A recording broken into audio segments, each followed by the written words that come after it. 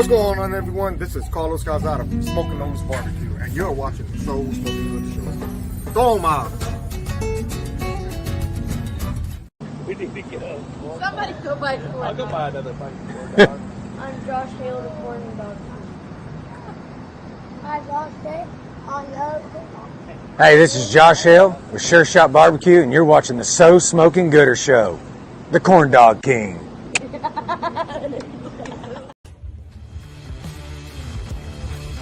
Well, hello there. How you doing? I'm Aaron Leslie with Texas Oil Dust, and today you're watching the So Smoking Gooder Show. Are you ready to turn up the heat? 1. Let's go! Because you've just tuned in to the one and only So Smoking Gooder Show. We're coming to you live from Bullhorn Barbecue headquarters in Cypress, Texas. This is the show where we talk all things barbecue and brews, and you better believe we're here to have a good time.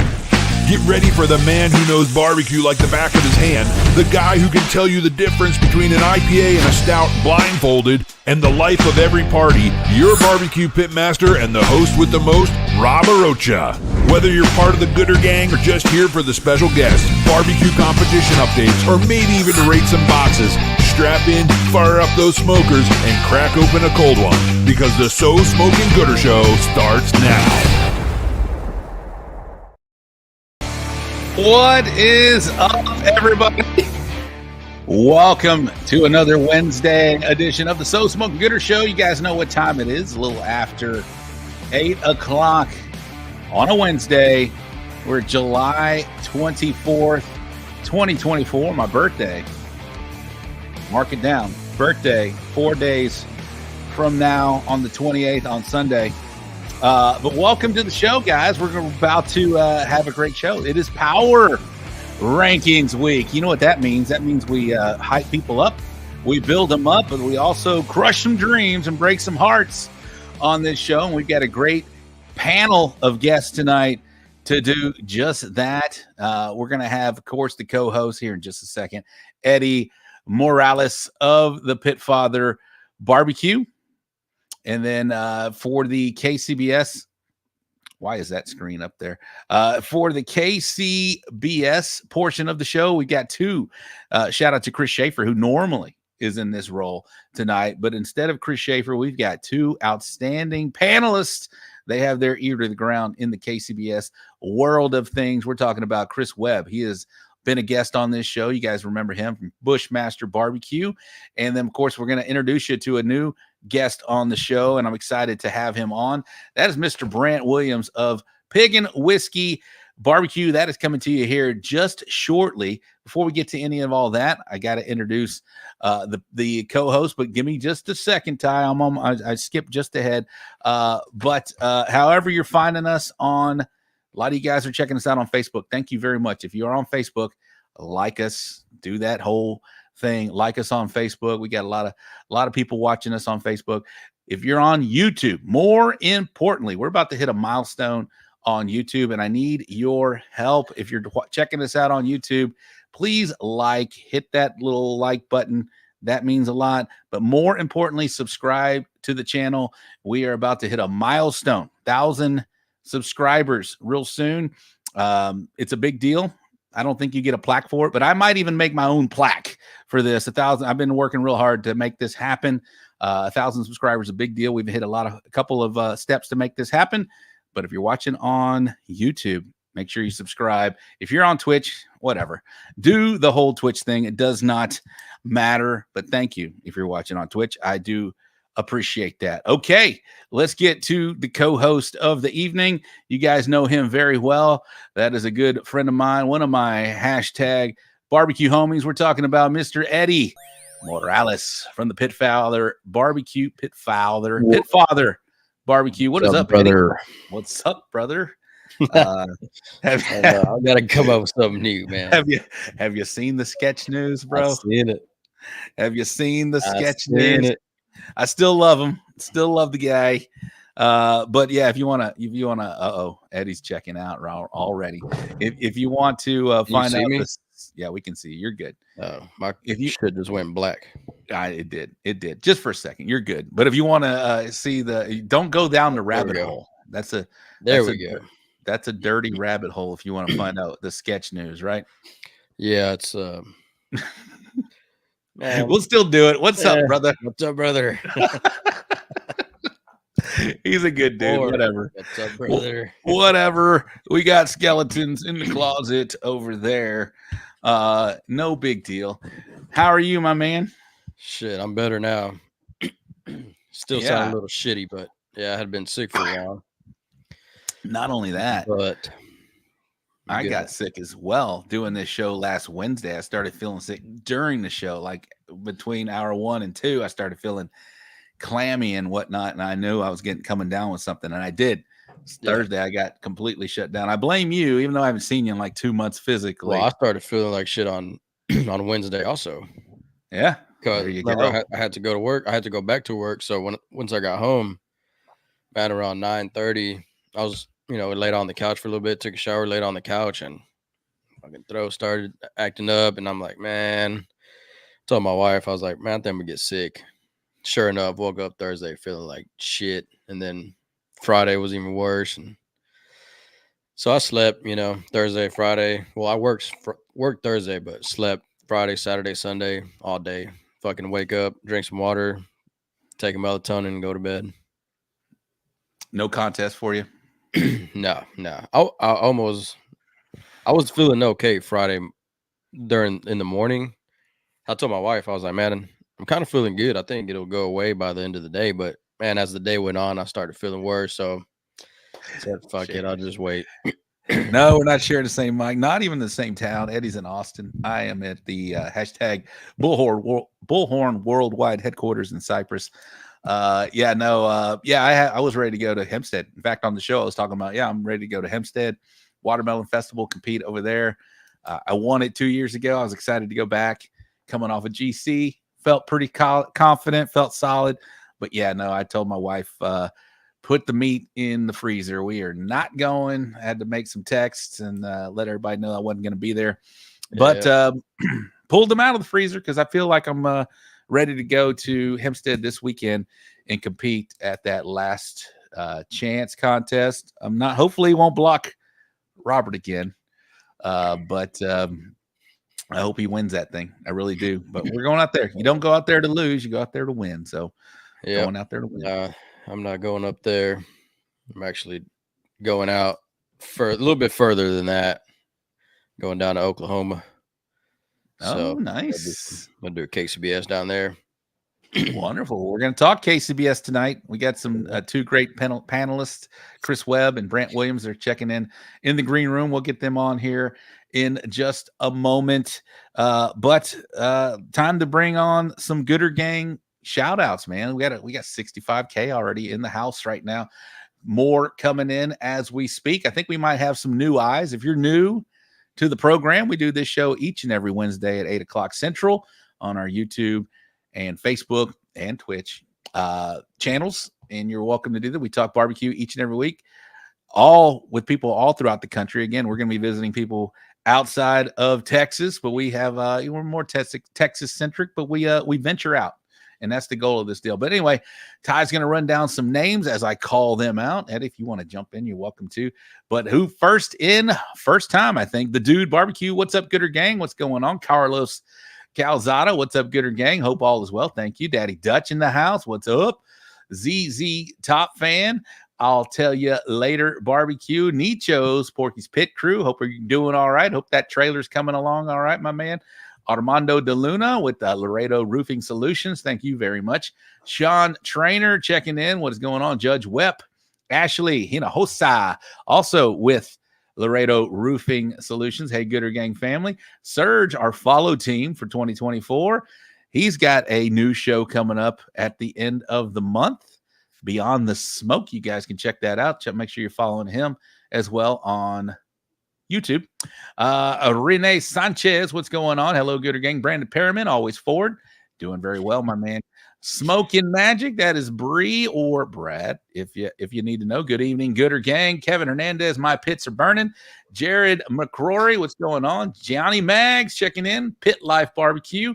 James Daly with a big GC at the Hempstead Watermelon Festival. Congratulations, James. Who else we got? Stephen Pfeiffer. What's up, bitches? What's up, Steven? How are you? LS, that's a new name. Welcome to the show. Check us out, my man. Jackie Milligan, Miss Jackie Milligan. Is that a new intro? For about 7 weeks. Yes, ma'am. Rockin' A Grillin' Supplies. Hey, Gooder Gang. Cesar Mejia. What's up? Gangstas. Stacy Hell. What is up, Stacy? We got Ricardo Nieto. What's going on? He's been doing well as well. Robert Michel had a solid day in Hempstead. Congratulations.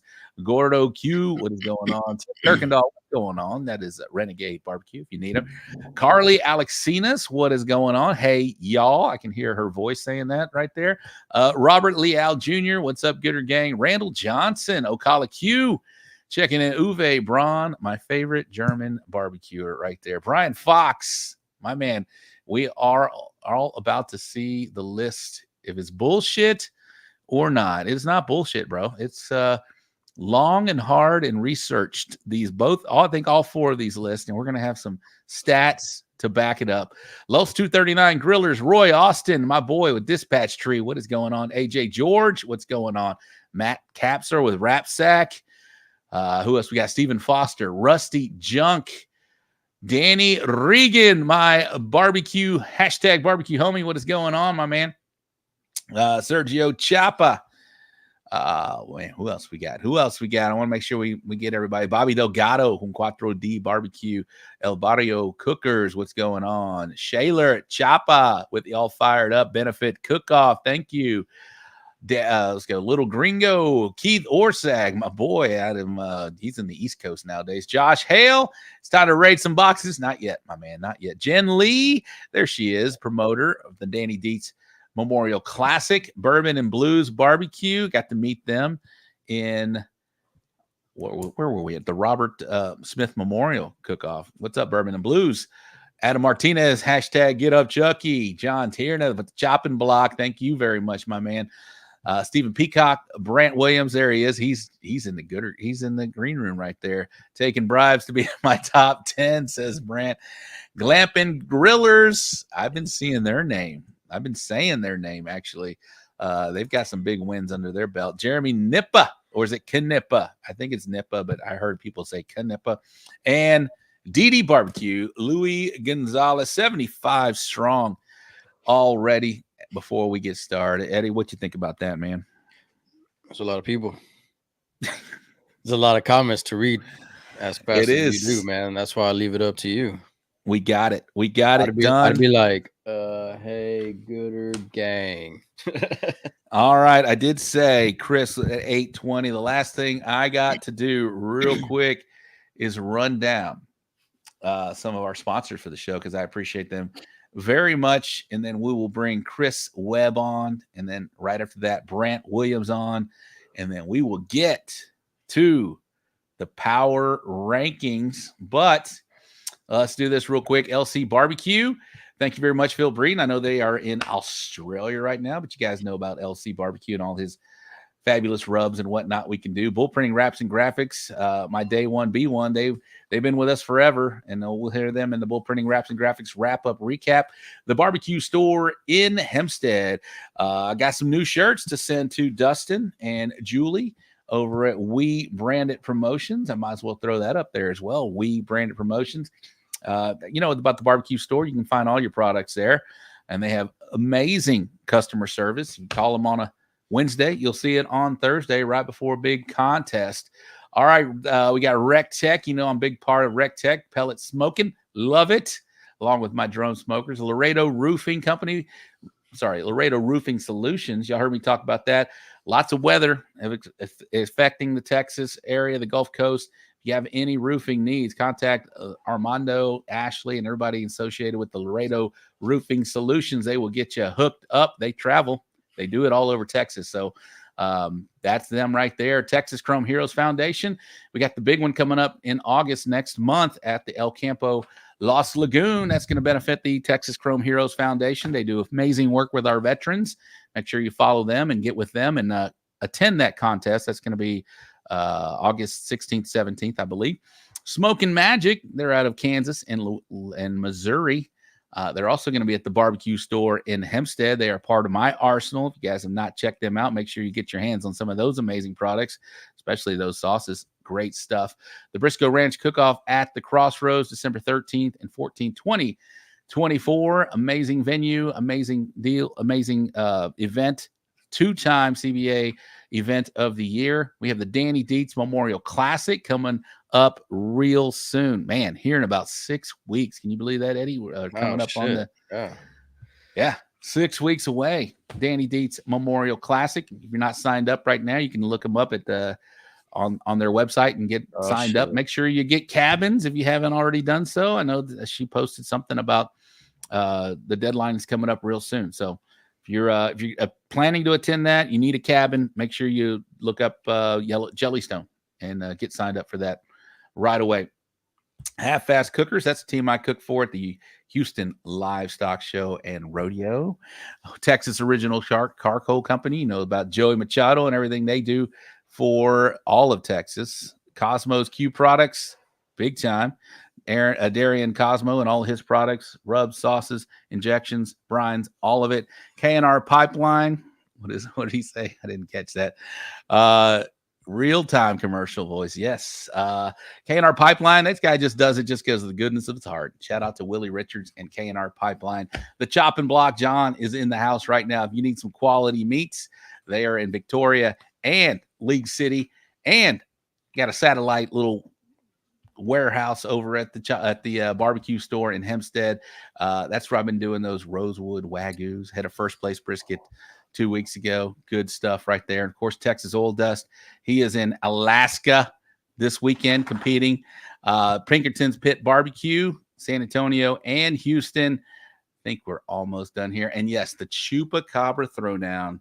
That's going to be pretty much the first event of the CBA season. That's going to be in the Eagle Pass. That is the Chupacabra Throwdown. All right. Where are we at? 8:18.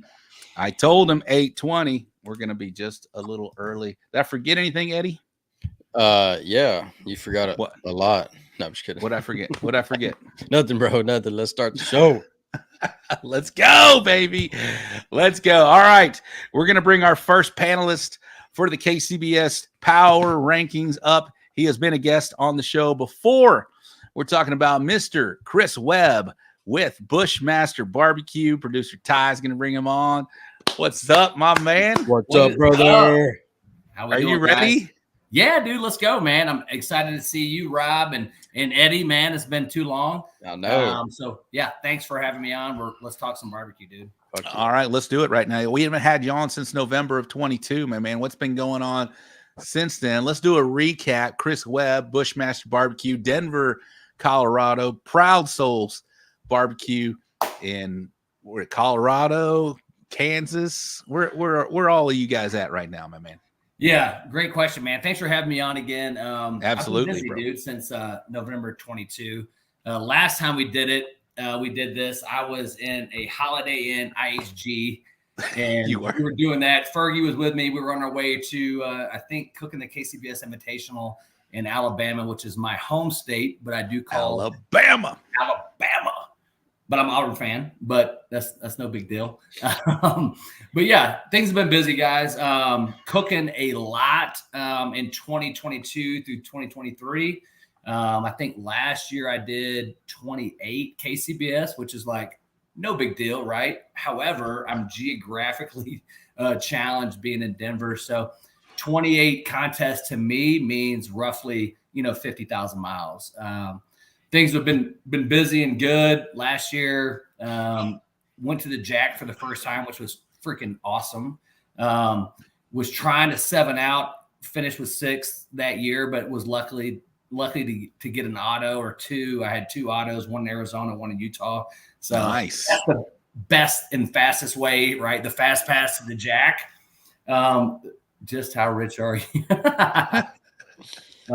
What's up, Wes? We'll talk later, Wes. But yeah, so that was it. This year, taking a step back. Last year, 2023, we opened for Proud Souls. I'm one of the partners in that great company. We were fortunate enough to open a new location in Kansas City in January 9th of 2023. and then went through an acquisition process in Winter Park, Florida, which would have been, I think, officially done November 1st, 2023. So been super hyper focused with our business, just trying to spread love and barbecue, trying to grow our e-commerce platform to service folks in the Texas market, nationwide, coast to coast. And so that said, I have backed off a lot this year in 2024. Just kind of busy with the business. And obviously that's what enables us to do what we do. I think right now I've cooked 9 contests this year. So really pulling it back. I think this time last year I was probably, nearing, 20 or so. But yeah, had some early or mid success, I would say. Started off a little bit slow this year, which is fine. Went down to Bullhead City. I saw Eddy and at the KCBS Invitational. That dude was walking his ass off. I would love to see. I was like, this dude in my mind, I was like, okay, boom, boom. I'm like, I thought he just won the KCBS Invitational. But honestly, just anytime I know, dude, I was like, I was behind you, and to watch your emotions and stuff like that is always awesome. I was rooting for you, but appreciate it. Yeah, dude. But yeah, we've just been grinding, busy, still cooking a little bit, man. I've been usually I go east to west. I'll go anywhere from, Yuma, Arizona, as far east as like Virginia last year. Now I'm trying to stay a little bit more local, man, just so I have a little bit more, command and control over the stores. And my business partner, Tony Roberts, has been super busy. We're really trying to scale our business and focus more on that this year, maybe so much more than competing. However, what that has given me leading up to the next episode is maybe a better focus on the outside looking in as far as the top 10 perspective. I think, as you guys know, cooking as much as you do and as you have, when you're in the trenches every week, week in, week out, you're really focused on the guys, that they're at that specific contest, or maybe more so on a Texas national, because you guys are so freaking huge, perspective between region, 5, 1, 4, or a CBA aspect. It's really been fun watching my friends have success. I mean, I think the most rewarding part of this year of me taking a step back, which I really struggled with, was really understanding the sport from a top-down perspective. Sometimes we get blinders on when we're in a team of the year chase, or we're doing all these different things. And now this year, I'm being really selective of where I go. It's more of a fun event. Am I there to win? Yeah, of course. However, I really am just choosing places that I want a vacation. I really want who's got big purses, who's got great trophies, and where are my friends going? She's fine. So that's kind of more of the aspect of where I've had to spend a lot of time in Montana this year and had a lot of success there. Colorado, obviously, just more focused on the Rocky Mountain region and what I can bring to help newer cooks and support the guys that support me from a education standpoint, product, whatever it may be. But that's really been rewarding from kind of taking a step back or pumping the brake a little bit this year. Awesome, man. One thing I failed to mention, and I should not have, because it's a big deal. You're also a proud veteran, man. I appreciate. Thank you for your service. Last time you were on the show, you were spitting out some really good information. And just a reminder, I'm throwing this on you real quick, but sure. Can we do a quick lesson again? Elevation cooking versus sea level, where we're at in Texas, but where you're at, you cook at 8,000 feet, maybe higher. I don't know what the level is up there, but it's different, right? And can you talk about the boiling points and all that other stuff that you were talking about on that last show? Because that was very interesting. Yeah. Lots of good information he was spitting out last time. 100%. No, I was laughing at Wes. Okay. And I mean, totally, dude. So elevation, right? I think a lot of people sleep on West Texas, right? So I'm in the Rocky Mountain regions. My lowest contest is probably 5280, which is where I'm at in Denver. Or it can go up, as high as 10,500 feet. But I mean, a lot of folks, and I've had some really great cooks, especially from the CBA region. A lot of the guys that went out to Jennifer Webster's contest not long ago, and they were hitting me up and they're like, hey, man, what's the elevation there? I'm like, dude, it's at 4,500 feet, right? So, I mean, I used to live in El Paso, Texas. El Paso, Texas is 4,250, where they're at 4,500. We used to have a contest in Rio Doso, New Mexico, that was at like 7,800 feet. I mean, does that play into the factors? Of course, right? So what does that tell me as a cook? Is like the same people that are scared, I don't even say scared, but are cautious to come out to, you know, the Colorado Rocky Mountain region, you know, being at the 4, 5, 6, 7,000 feet. I feel the same way whenever I go to sea level, right? I mean, it's the same way. My timeline's structured because water has a different boiling point here. So we were all taught in high school and in middle school and elementary that water boils at 212. Okay, great. So whenever I'm cooking down in the Texas region or the Gulf Coast, where I'm from in Alabama, you know, my brisket might not be done until it's 216, 214, 215, all these different numbers, right? So for me being now a Colorado cook, I'm not getting a brisket over 204. I mean, I can cook it for 3 days and it's not going to break, right? It'll break, but it won't break till that 202, 203. We hit the second stall. I'll really finish out around 204. You still get the same tenderness as you would down here? Yeah. Okay. Yeah, and I mean, I think the biggest difference, what I do to compensate is obviously introduce some moisture in your pits, right?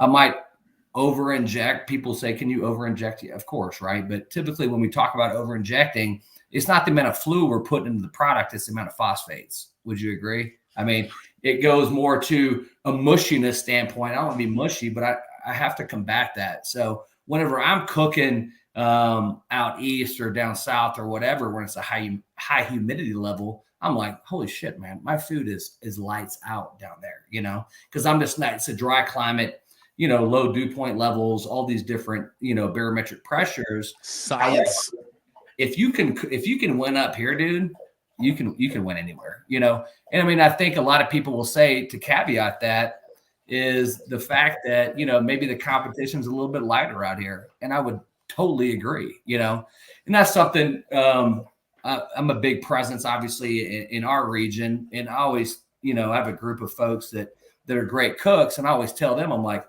you know, a lot of people think they can come out here and cherry pick contests because it's a lighter field. But I'll tell you this, shame on us, right? I mean, what can we do to be better cooks to keep folks who are cherry picking contests out of our demographic, and that's cooking better, you know? But I will say, even in West Texas, you know, they're at 4,250, 5,000 feet, and it does affect the food, right? I mean, we always have to introduce moisture to create, you know, that different flavor to not dry the meat out. But, you know, typically I might over inject a little bit, or I might add a little bit more phosphates, but I think there's a fine time or a fine tune how to figure out how to hold product, obviously, and turn in the best product you can. So, well, that was awesome, man. Thank you very much. We took a lot from the last time you were on the show. We're gonna try and stay on schedule. Chris, I didn't throw this on you. You didn't know I was gonna throw this on you, but please, you're the one who said, hey, Brant Williams, Piggin Whiskey. Yes, Let's sir. get this guy on right now. He's gonna be the one to be our second panelist on KCBS Power Rankings. No. Chris, introduce your man, please, real quick. Yeah, man. Me and Brant, we've been running together. You know, I mean, the cool thing about Brant, dude, I mean, I think he's the most undercover, sneaky cook there is. I mean, when you talk about guys like Drew Davis or Razorbacks, you know, I think Brant's in the same conversation. I mean, the guy travels. I mean, he travels. I mean, and he can win anywhere, any given traveling spot. Now. I know where he succeeds at. He's really good in my region, and he's really good where he's from and down south. Okay. But I'm going to talk later, all right, about my top 10. Oh. And we're going to talk about why I placed him where I did. And hey, spoiler alert. In Q3, because he does the same route every year, and I have it figured out. And Brant, give me a plug. Where does he buy his meat when he's out here? Hey, Proud Souls all the way, baby. Yes, sir. I got a good story about that one too. I already know it. I've heard it. You've heard the story 1,000 times. Brant, thank you so much for coming on the show tonight. First timer. We always love having first time guests on the show. It means a lot. We're still season 7. We're still bringing first timers in. We're going outside of Texas. You've been in Texas lately, though, but you're traveling all over, which I think is really cool. I talked to you a little bit last night. I said, no, let's keep it organic. I don't want to know too much about what you're doing. What the hell are you doing? Where are you at? Please introduce yourself to the Gooder Gang. We got a lot of people watching tonight. This is awesome, man. Well, first off, Rob, thanks for having me. I've watched your show. I always love it. And I've met you several times in Texas because yes, sir. I do get around. But yeah, Brant Williams of Piggin Whiskey, KCBS team. We venture a little bit into CBA. Mm-hmm. We've had a little bit of success with that. We recently did the CBA in Rhode Island even. Did you? Were you there? Yeah, I was there. We travel all over the country.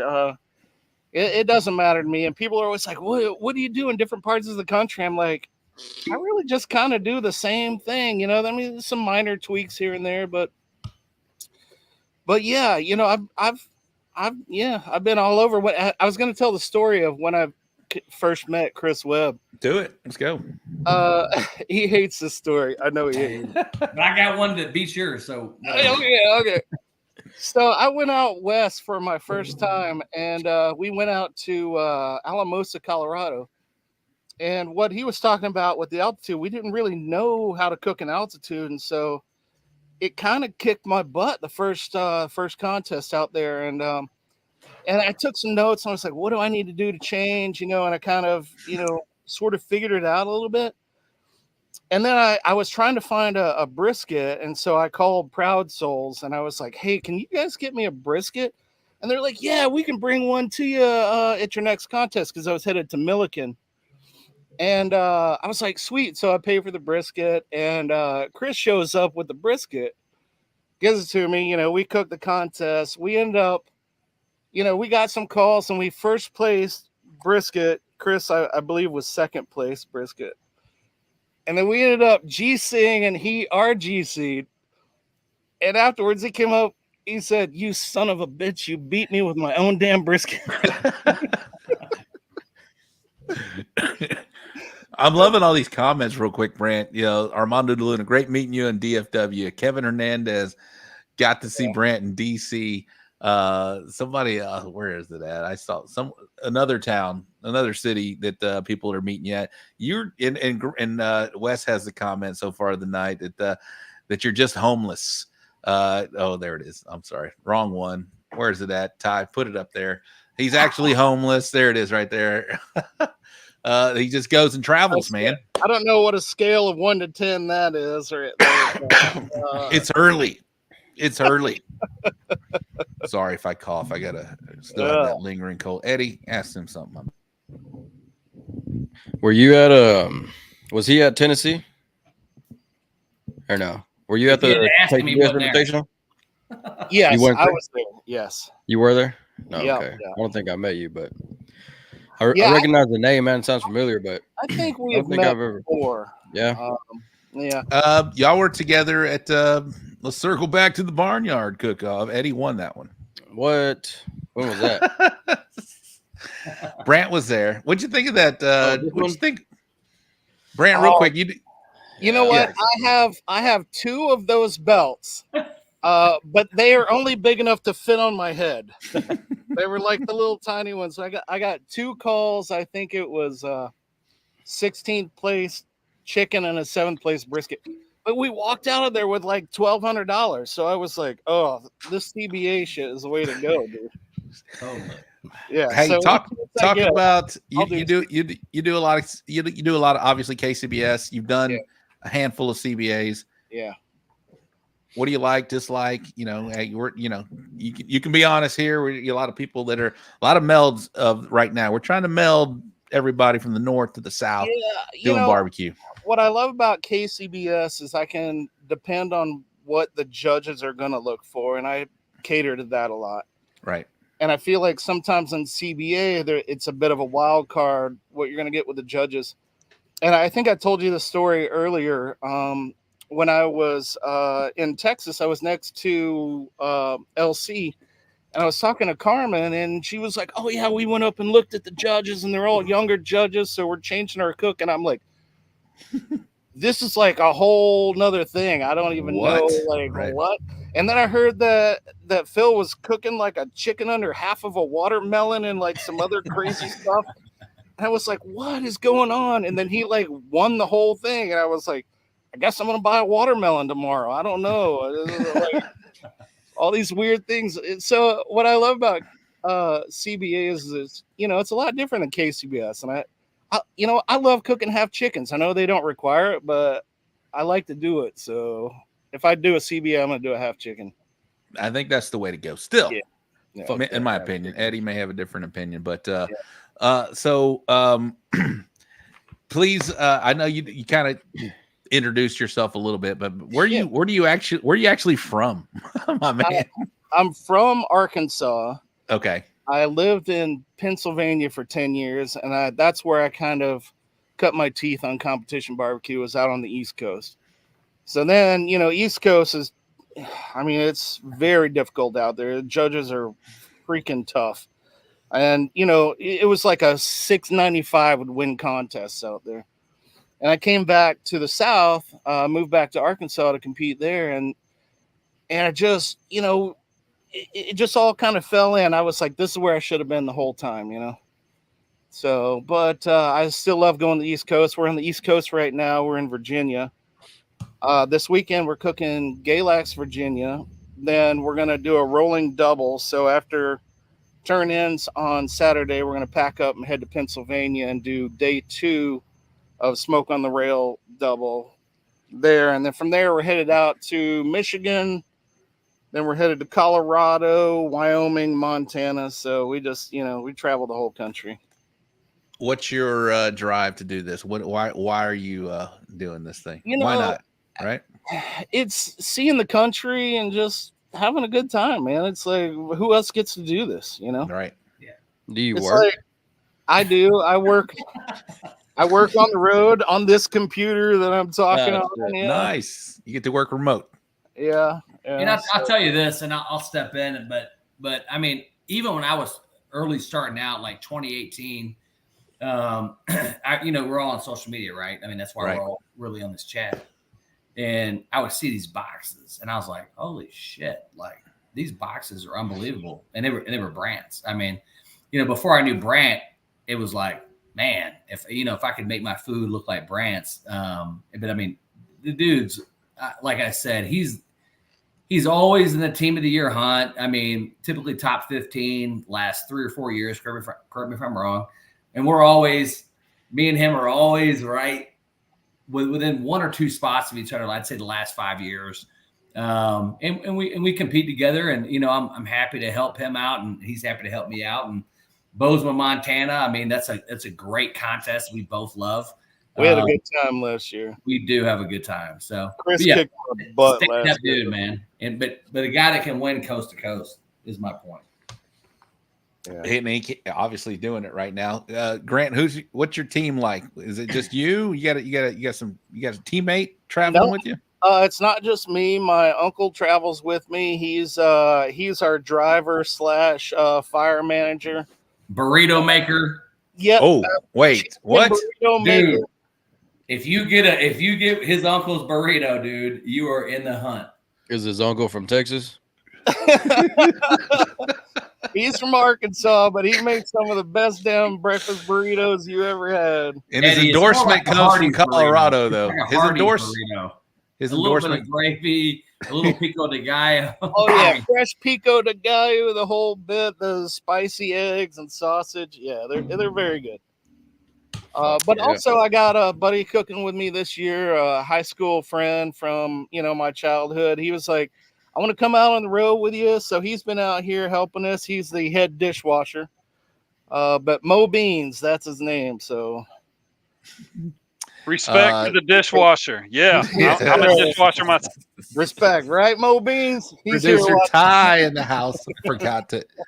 Did I introduce producer Ty? I'm sorry, Ty. Ty is doing the legwork in the background. That is producer Ty. He does all. He's going to be a big part of the show later when we start doing our power rankings real quick. But yeah, need pics of them burritos, Dairy Queen burritos, JJ Daly, Bourbon and Blues. He's He's a stud. Ask him about creating Wild Child. We love Uncle Kurt. What's that all about? Okay. All right, so the Wild Child thing, not many people know this, but my old teammate and I, Josh Farley, he's with OG Bandits. He and I started the Wild Child. I think in Texas they call it the Kiss Your Sister. Yeah. Which I think is really bizarre. Maybe somebody can explain to me what Kiss Your Sister means, but I was like, they were like, oh, who's doing the Kiss Your Sister? And I was like, well, we're doing the Wild Child. I don't know what Kiss Your Sister is. But years ago we were trying to get some friends to make a bet with us, and they're like, oh, I'm not betting who wins first place ribs. We're like, if I were getting like 11th place ribs, I'd make that bet. And then we were kind of thought about it, and we were like, that's really where it's at. Everybody puts the money in. If you come in 11th place, you win the pot. And the cool thing about it was that it sort of spread the money around to people that may not ever land in the top 10. They're like, shit, I can win, 11th place in ribs or 11th place in chicken. So we kind of started that out in Pennsylvania, and it sort of took off, man. It went coast to coast. I heard they were doing it overseas, and then Brant, read that one. Was it?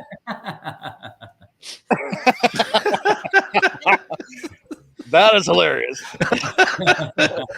Make it Hey, you got 2 of those comments. That is epic, Roy.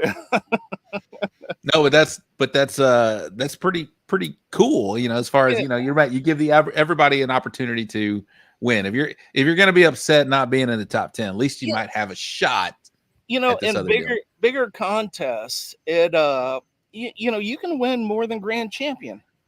So the popularity of it has just spread like wildfire, and I hosted it for years. I try not to do it anymore because it's just I've done it enough, and I've never won it until last year. I won it at the Royal.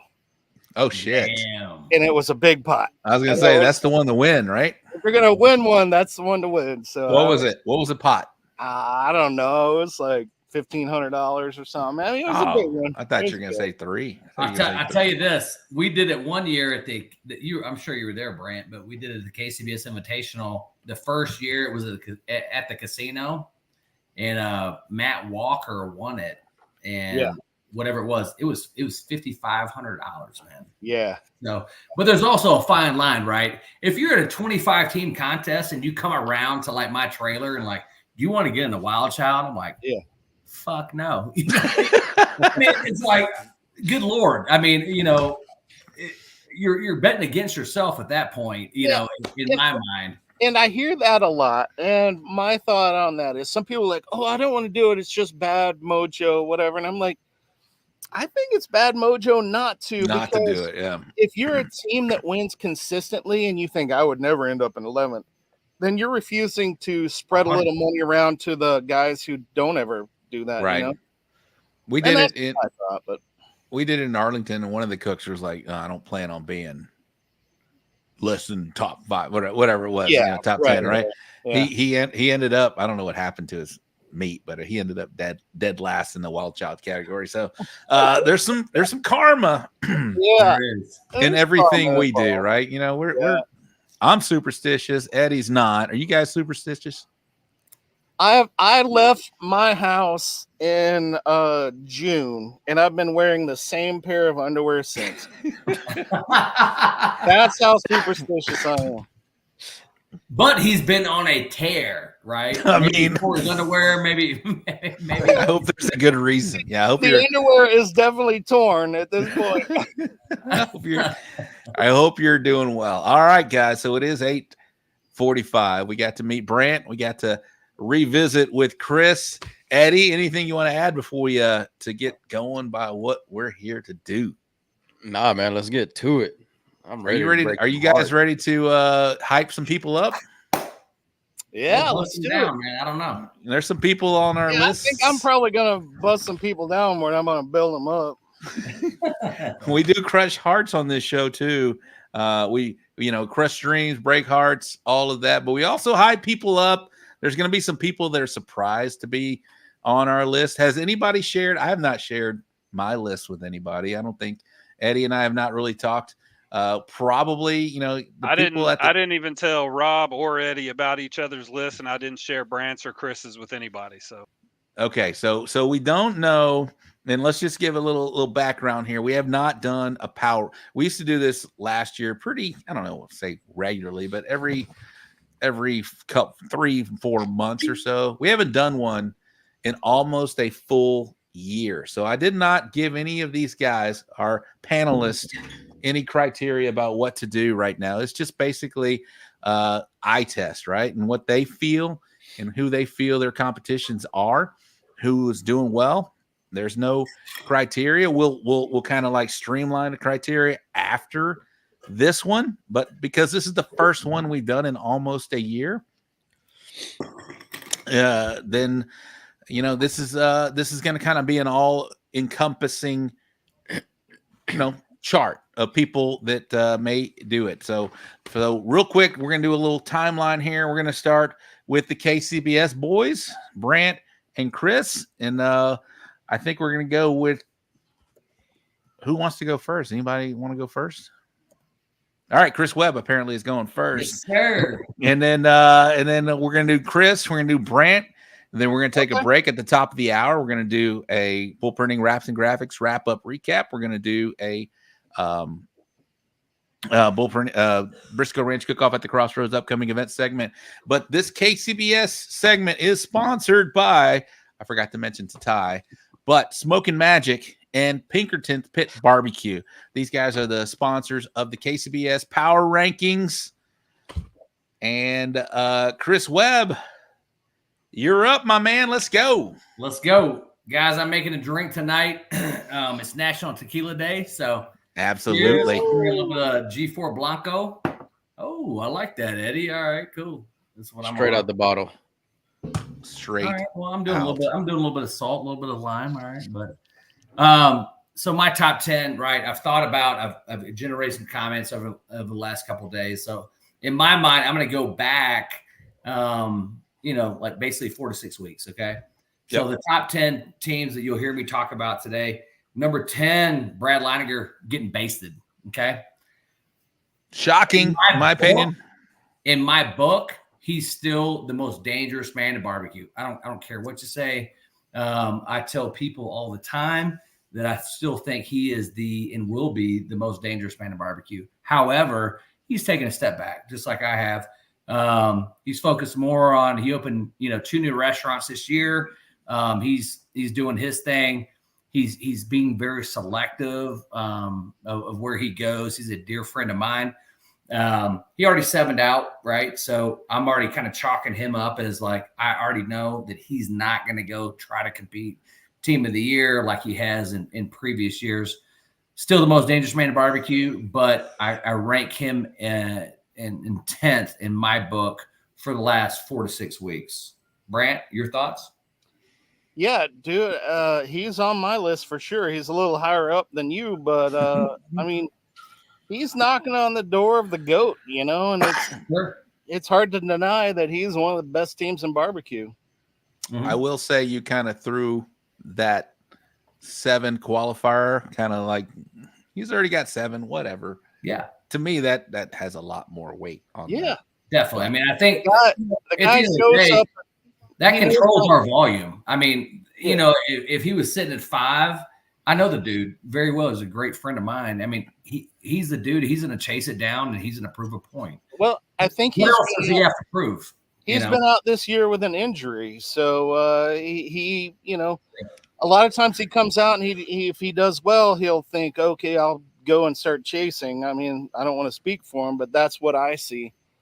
And I think this year he was injured, and he was like, hey, I've won 3 of them. What's the injury? I think he had some sort of leg injury. I'm not real sure about that, but I know he was taking some time off from barbecue. So we'll call it a hamstring. Yeah, it was a hammy. We'll call it. I'm not HIPAA certified, so he got a hammy. Hammy, got him. Yeah. But yeah, that's my number 10. All right, I like it. Let's go. Come on. Okay, my number 10 is that where we're going? Are we going up number 9? I think we're gonna do Chris. Okay. All right. Ty, producer Ty, come in. I don't know what you're ready for. Yeah, we're gonna do all of Chris's first. Y'all can comment, and then we'll go to yours, Brent.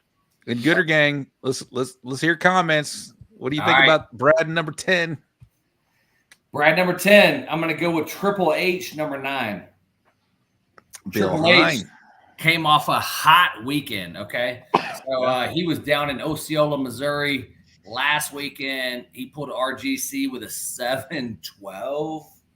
I mean, the dude is the most consistent guy in barbecue. So for those of you guys in Texas or IBCA, CBA, remember whenever Arnie Segovia, what we call him, Mr. Consistency. Yeah, this is my guy for KCBS. The dude's you have him at number 9, but he's only cooked 10 contests. Okay, so once again, all my rankings are going to be going back from the KCBS World Invitational till present.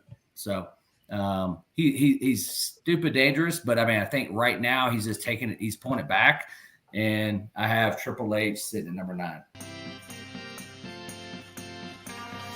Yep. All right. Number 8, Rooters and Tutors.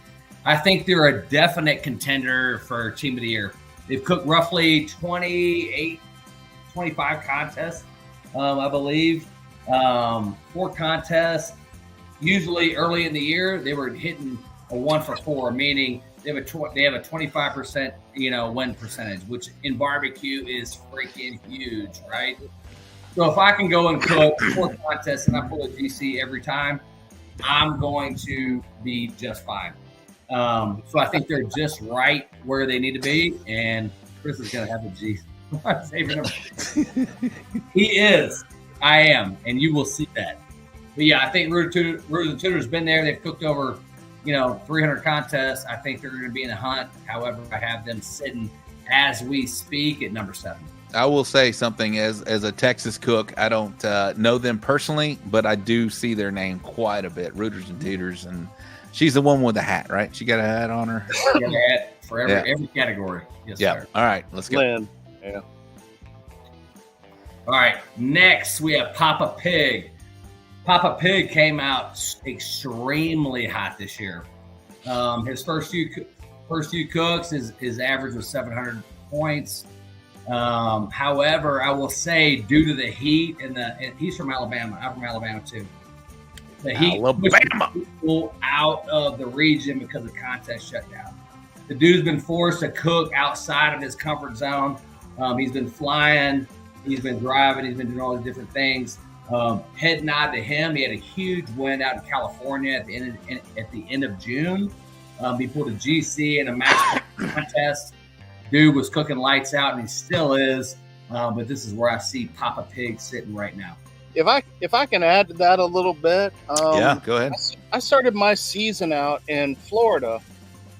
We went down there and we did 3 contests, and Papa Pig, man, he just absolutely dominated down there. He won, they have a little, I forgot what it's called, but out of the 3 contests, whoever does the best. Lakeland, Florida, Winter Park, and Winter Haven. Yeah, and he won the whole thing of doing the best out of all 3 combined, man. He came out of the gate strong, and he does that every year, so he's on my list too.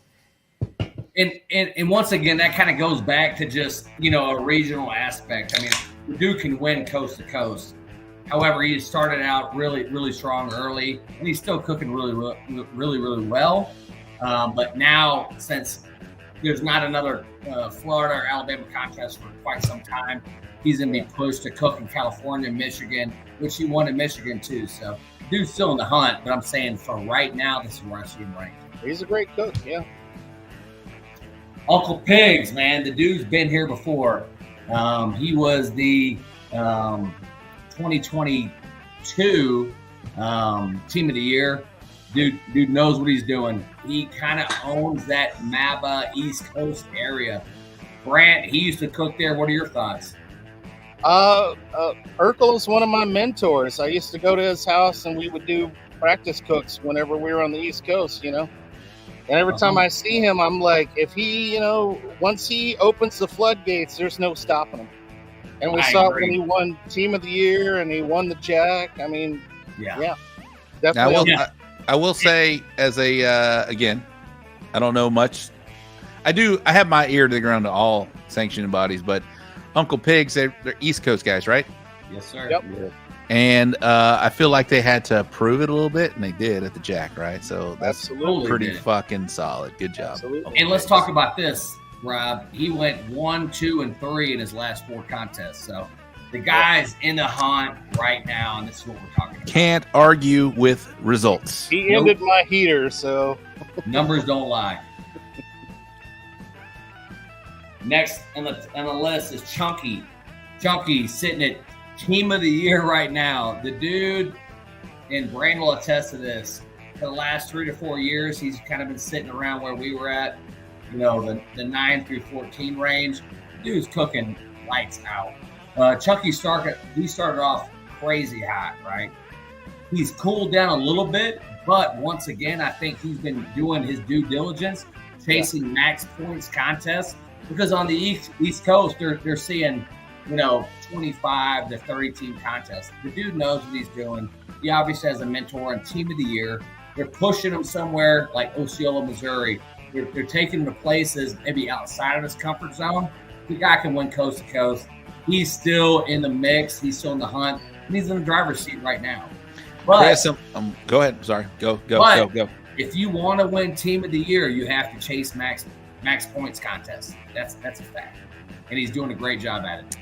I'm loving the research and the backstory on all these teams. Sure. Continue, please, sir. All right, number 4, Razorbacks, man. The dude's the sneakiest kid in barbecue. He'll show up, a 10x10, a Jambo. I mean, he might have his wife and his daughter. He might not. But he is, every time I see him, I'm like, oh, shit. He's either a 715 on one drum or a Jambo, or he's probably a 695. So I'll let Brant kind of talk on him a little bit more. He's from that Arkansas region. He cooks more in that area. But he's came out here. He's done well at high altitude. The thing I like about him is the fact that he came out here to Frisco, Colorado last year, cooked at 8,000 feet, never cooked at elevation, was solid in his cook, came over to me, asked me 2 questions. He's like, what time, what temperature? And the dude finished in the top 5. The dude's a stud. Brant, what do you have to say? Hey, it's definitely on my list. He's one of my favorite teams. I compete against him almost every single weekend. He's one of the guys that gets a burrito every time. So. I'm that dude too, so I like it. You are, bud. I need to be one when I cook with you guys. All right, my next one, Mr. Brant Williams. Here we go. Piggin whiskey. I know Brant very, very well. All right, so Brant typically is a Q2 and a Q3 team. Yes or no? Yes. Yeah. Yes. So he had some early success sooner than he usually does, which created the height, which created where he's sitting now at the top 10 in KCBS Team of the Year, right? But what I also know about him, which I kind of touched on earlier, is the fact that Brant is strategic where he goes. He had some earlier wins that he hasn't typically got. And now he comes out here, he starts making his trek from the East Coast, is where he's from, all the way to the West Coast, where I'm from. He's a great high elevation cook. And if I go historical data, Brant is better in Q3 and Q4 than he is in Q1 and Q2. And he does well at high altitude. He's got the best meats in the country coming from me. You're welcome. I love you, buddy. You're going to hate me when you see my list, though. I will say, Brad, that I do respect the fact that you do it all over the damn country. That's pretty fucking cool. Pretty cool. Number 2, local yokels, man. Oh, yeah. You guys, I know Eddie was at the KCBS Invitational, like WTF, right? I mean, that was cool to see. I mean, such a great family. I mean, it's a family team. It's not a dude in his trailer or whatever else. But I will tell you this. Their average right now is a 700, close to a 701. Let's call it a 701. The dude's cooked 5 contests this year, and he's won 4 out of the 5, okay? Yeah. And the one he didn't win was the Open, which he still finished with a 22nd, which is roughly the 695. So I don't know how you leave him out of the top 10, if not first place. Chris, are you even checking notes, or are you just going off your dome? I'm Love smart it, dude, man. dude. My goodness. All right, thank I you, have Leg, notes. man. All I right, have notes. there's no question, right? I mean, I think Jordan Kirkpatrick. I mean, I think last year, I think he still had some things to prove. Maybe not to himself, but I think to the rest of the barbecue world. And the dude did it, man. And I'll use a prime example. Last year, around this time, I had 5 wins. Okay. And so people were like, oh, Bushmaster Team of the Year, Bushmaster Team of the Year. The dude came to where I'm from, beat me. He hit a GC. I think I hit a 4th or whatever. And from then, dude scaled on. You go from there, continuing to get better. The dude hits he won the American Royal and then finishes out Team of the Year, winning his last 3 or 4 contests, I believe, at BBQ, between that and the American Royal, and then comes back out to Osceola, Missouri, which if you've never cooked there, it's definitely a hard contest to cook. I cooked it last year. It's a grind. All right. Dude just released his class. So if you hadn't signed up, you're probably on class 14 right now. He signed up 3 classes, taking roughly 20 to 25 people and selling them out in under 24 hours. I mean, the dude's proven himself. And I mean, for him to go, RGC and then GC, day 1 and day 2 in a hornet's nest of Osceola, Missouri. I mean, how could he not be sitting where he's at? And then also, by the way, I believe reserve branded on day 1 or day 2 of the KCBS Invitational. So hats off to him. And took that, I don't want to call it slide, but took the whole, controversy at the Kansas City, cook-off like a champ, right? He didn't get that recognition that one day, and then he wound up being the grand champion of the American Royal. Crazy. And what a great lap dances by Luke Darnell. So, big lap. I want to say, Rob, real quick, yes, sir. The preparation that goes in here. We were talking before. We were talking about, what our MOSs was. So he was an 11 Bravo, and I was a couple different MOSs. So the intel, what I've talked about on the show 100 times, is the intel that like Chris and people like Dennis Butterworth, veterans, KNR Pipeline, Josh Held, the precision that they talk about with elevation, temperature, and all that. That makes me, I know that all the thoughts that I've had about veterans being perfect for this sport, I know this is the greatest thing ever. This is one of my favorite episodes we've ever had. Wow. Roger that. Thanks, Ty. And that's my top 10. You're muted. You're muted, Rob. Hey, that was awesome, Chris. I am muted because my dogs are barking, but Chris, what an amazing job. Congratulations. And if you did all that, which you did from the top of your dome, amazing. Keeping those stats in the head. Ty, raise that. well known. Yeah, Chris should have gone last. No shit. Absolutely. You should have gone first, Eddie. Let's get it right. I was thinking the same. I was thinking the same thing. Eddie, you are next. I thought Brant was. I think we're gonna go KCBS Texas. I gotta follow that. What the hell? But you got a break. I'm gonna do the bullprinting wraps and graphics wrap up recap. Take some notes right now. I'm gonna do the wrap up recap, the upcoming event segment, and then we'll come back with Eddy Morales in his top 10 Texas power rankings. Shout out to Chris Webb with Bushmaster BBQ. With that one, guys, you can go kick the tires, get another drink, whatever you need to do. I'm gonna take about 5 minutes to do some wrap up recaps and some upcoming event segments, and then we'll come back with the Texas power rankings by Eddy Morales. We're just getting started, people. Just getting started. 83K strong. Loving this right now. Let me present this right now. You can drop Eddie down. I think Eddie needs to go take a break. You good, Eddie? You want to do something? If I drink this tequila, I ain't gonna be able to rate no boxes. All right. Well, then don't drink it yet. Go pee. Go pee. All right. We're going to do the upcoming event segment sponsored by the Briscoe Ranch Cook-Off at the Crossroads. This won't go very long. There's not so much. We are in the heat of summer, people. It is hot outside. I'm fat, and I am not. It doesn't pair well. It doesn't pair well when you're fat in the heat of Texas summer right now. But right now, I am going to cook this weekend in Hempstead, Texas. And I'm going to do this one right here. The Champions Barbecue Alliance. It's the last chance cook-off. It's going to be in Hempstead, Texas. It is a state championship. That's where I'll be, in Hempstead.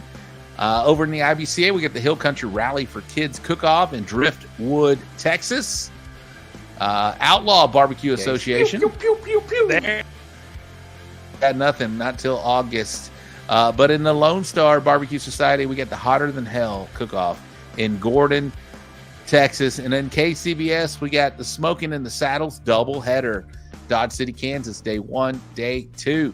We got the Last Frontier Barbecue Throwdown in Eagle River, Alaska. And the reason why I put this one on here is because our good friend, Mr. Aaron Leslie, is going up to Alaska because it is an auto. Aaron is borrowing equipment. He's flying in. He's going to buy meat when he arrives. He's got all this against him, but let's celebrate. Let's hope he does well. Aaron Leslie's competing at the Last Frontier Barbecue Throwdown in Eagle River, Alaska. And then our good friend Brant, he's going to be at Smoke on the Mountain in Galax, Virginia. And then he's going to do a rolling double. Smoke on the Rails double header, New Freedom, Pennsylvania. So lots going on in the barbecue world right now. And right now we're going to highlight the winners from last week. We're going to do the Bull Burning Wraps and Graphics wrap-up recap over in the Champions Barbecue Alliance. We got the Texas Rides 3rd Annual Back to School Cook-Off down south in the valley. The grand champion was Mr. Andy Reyes, Fat Cat Barbecue. RGC, Mr. Cody Nieto from Los Gordos Barbecue. Aaron Leslie, there he is in the comments. What's up, bitches? Good luck, Ron. We're all pulling for you, my man. That is a tall task. We'll see what happens. Over at the Hempstead Watermelon Festival, the grand champion was Mr. JJ Daly from Doghouse Gang. The RGC with Mr. Stacy Brenneman from Bighorn Cookers. Let's go. 3rd place overall, Robert Smith from First Class Barbecue. We hope he wins 1st place this weekend. Over in the IBCA, we got the 19th Annual Quail Creek Volunteer Fire Department Barbecue Cook-Off. Grand champion, Mr. Zach Smith from Meat Locker Misfits. The RGC, Vince Colanetta from Smoking Wizards. We got the tried and true Helping Hands Cook-Off. Grand champion Solomon Hernandez, HD Barbecue. The RGC, Chuck Long, there he is, Texas Rebel Smokehouse. And in Lone Star, Knight and Old Friend. I'm sorry. Hold on, I got a cough. Case. Pew pew pew pew pew. There. Sorry, I am still coming over a sickness there. So if I have to cough, I got to cough. But nothing. It was on the Lone Star page. Sorry. Anybody know who won Knight and Old Fredericksburg grand champion? RGC Randall Johnson. Maybe that was him. I don't know. All right, KCBS Smoking on the Osage. Day 1, grand champion Razor Racks. We just heard their name. RGC Janky Leg, Jordan Kirkpatrick, BBQ, RGC, Label Barbecue. Okay, it was GC. Thank you very much. Brian Fox, Label Barbecue, GC over in the other one. All right, Smoking on the Osage. Day 2, grand champion Jordan Kirkpatrick. He RGC day 1, GC day 2. Pretty solid. RGC was Bill Hine, Triple H Barbecue. All right, that is going to wrap up the Bull Printing Wraps and Graphics wrap-up recap. Thank you to Bull Printing Wraps and Graphics. If you need any banner signs, sorry. If you need any banners or signs, call them at Bull Printing, Wrapping, Graphics. Thank you, producer Ty. Sorry, I got to do it again. My goodness. Still coming over some sickness. And shout out to the Briscoe Ranch Cook-Off at the Crossroads. Eddie, talk about the Briscoe Ranch Cook-Off at the Crossroads, my man. That's my favorite cook-off. Good. My favorite cook-off. Number one. Great place, great venue, great people, good food. Man, it's just a blast. So if you haven't been, make sure you check it out. And if you have been, come again. Randall says he wasn't in Fredericksburg. Hey, you know what? If you were, I gave you credit right there, bro. I gave you credit. I don't know who won. Adam Luna. Okay, there it was. I believe it was one in Fredericksburg. Thank you, Chris Davis. Chris Davis checking in. What's up, Cross Rifles Barbecue? My goodness. All right, I need to take a break, man. I've been talking too much.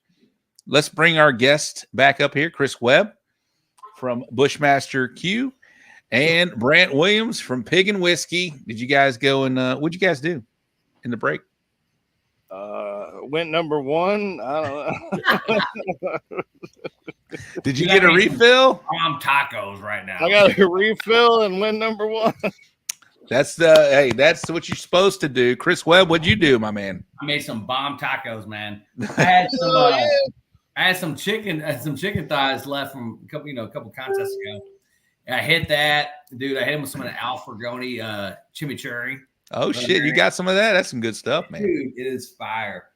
Jordan Patrick's in the house. What's up, Jordan? Congratulations. Yeah. You were number one on Chris Webb's list. Number one. He's number one in my heart.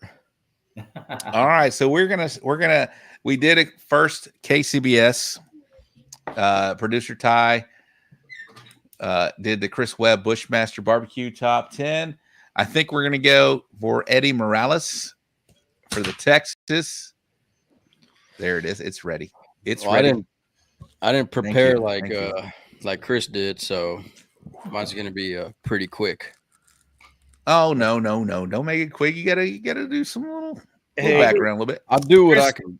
Chris showed me his 4 pages of notes, so you'll be fine. I'm that guy. I'm in the same boat. Well, I don't have 10 pages of notes, but I got one screenshot here. While you start 10, I got to go kick the tires because I just did the top of the hour. I'll be right back. But start on it, Eddie. Eddie, Ty, play some music.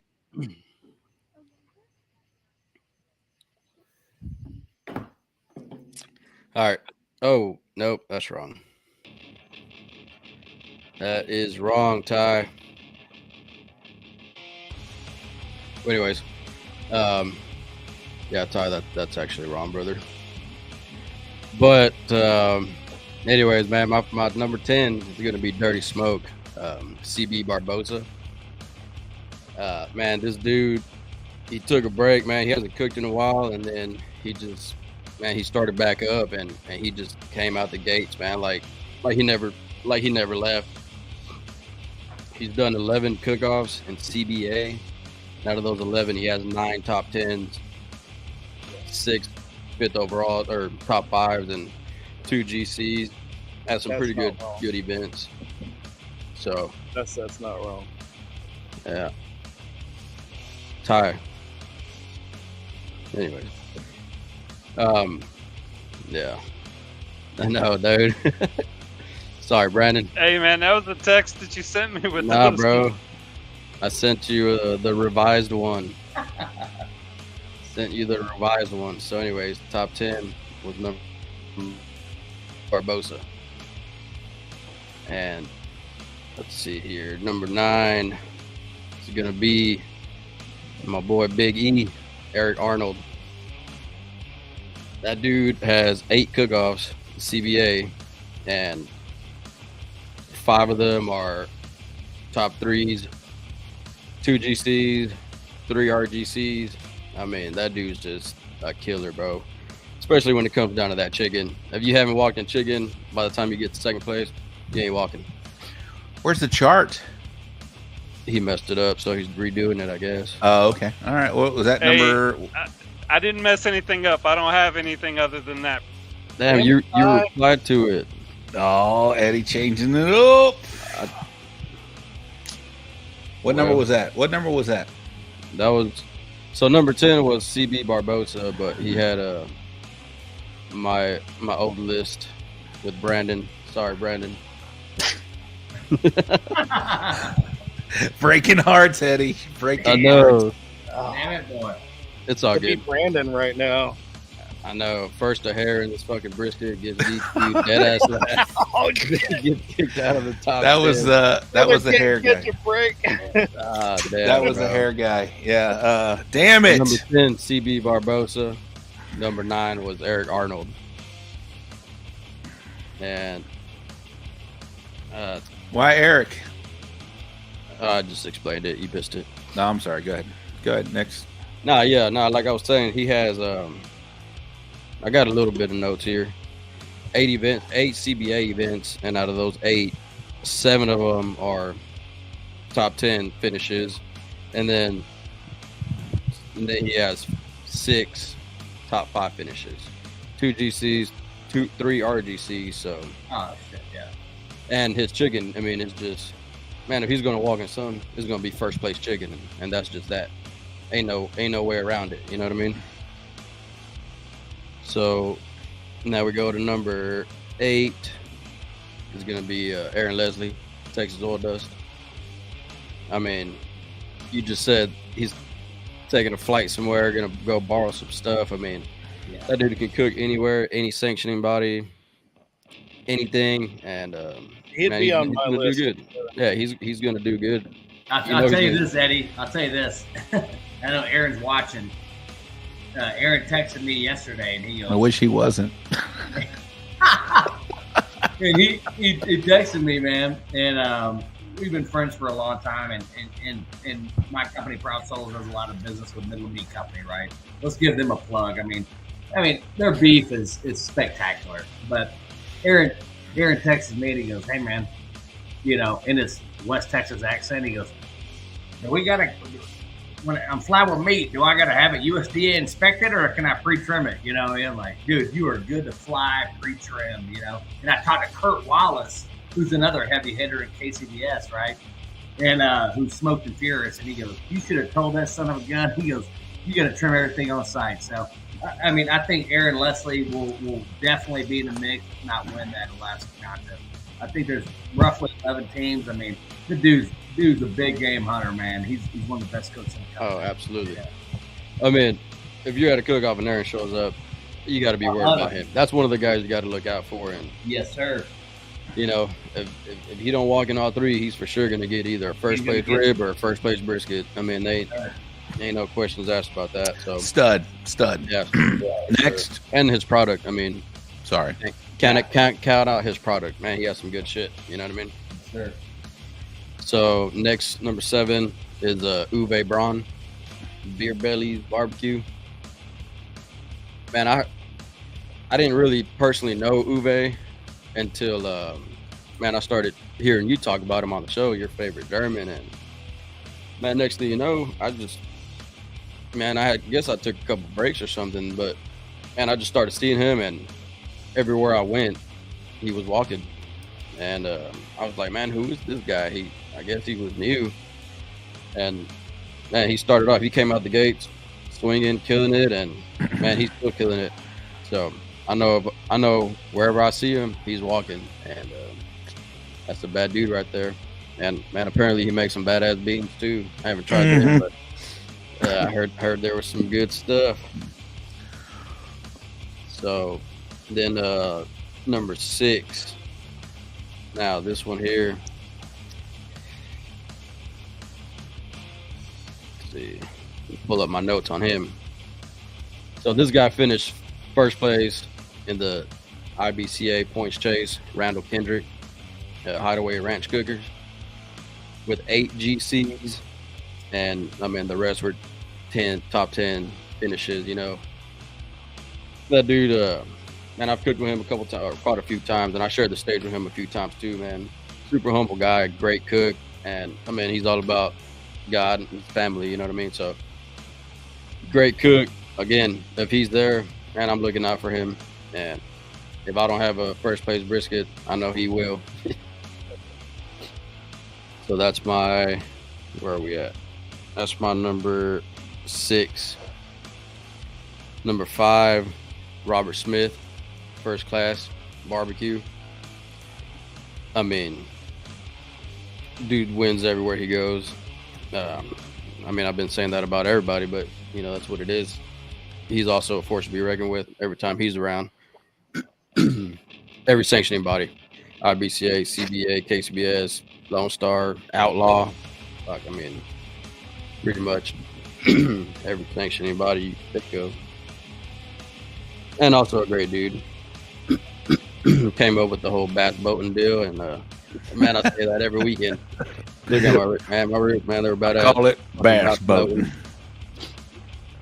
So number 4, my barbecue homie, Josh Hale. Man, he hit a gear and that motherfucker took off with it. Came up with a new motor on that brisket, and he's just been on the roll, man.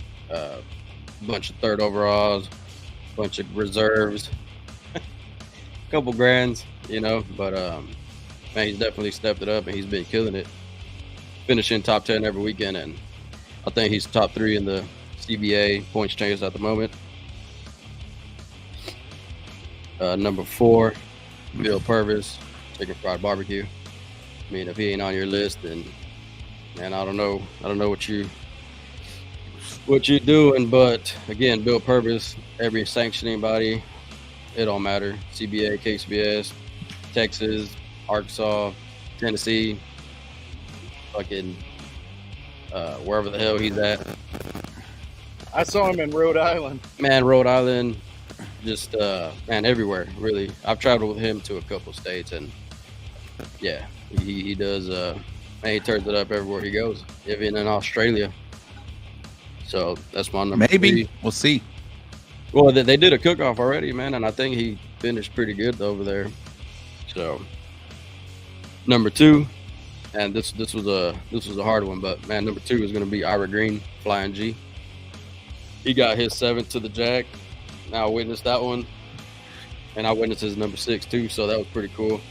And Ira Green, man, I've been cooking with him since I started cooking, and man, that dude, he's always going to show up. I mean, it don't matter, but he's gonna walk. He's gonna finish top 3. I mean, it's just either he's gonna finish top 3 or he ain't at the cook-off. And even when you think he's not at the cook-off, next thing you know, he fucking grinds it, because he pulls in, 11 p.m., 12 p.m. or 12 a.m. And that dude's just, I mean, he's just consistent. Like y'all are talking about, the guy y'all were talking about. I mean, he's just Mr. Consistency. He's just always there. Last but not least, number 1, LC Barbecue. That motherfucker is just, god damn it. I mean, fuck, he might not even walk in the top 3 in each category. He's still gonna GC it because he just had a consistent cook.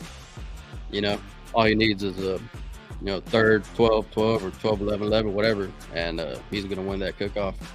And same with him, man. He's all over the place, all over the country, and he's also in Australia, kicking ass over there too. So he's my first place. So. All right. Who was your number 10? I'm sorry. It wasn't. I don't mean to. CB Barbosa. CB Dirty Smoke. What a solid cook. So you get Dirty Eddie, Smoke. Eddie, where are you at? In my top 10? Yep. Right now, man, I ain't been cooking much, and I haven't been doing too good either. So I don't know, probably like 20, 15, somewhere around there. That's kind of where I put myself. Yeah. All right, so Chris, we didn't get your we call, you started your chops in IBCA. You know about the final table.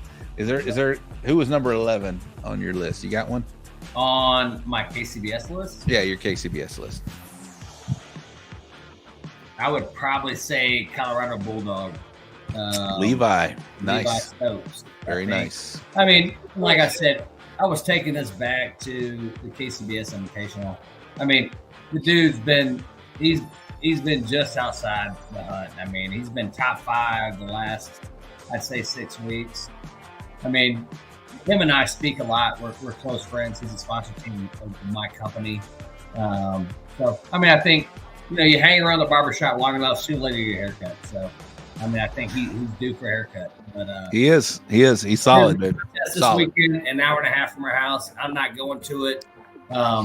My wife's birthday, Rob, is the same day as yours. Oh, Sunday? 28th.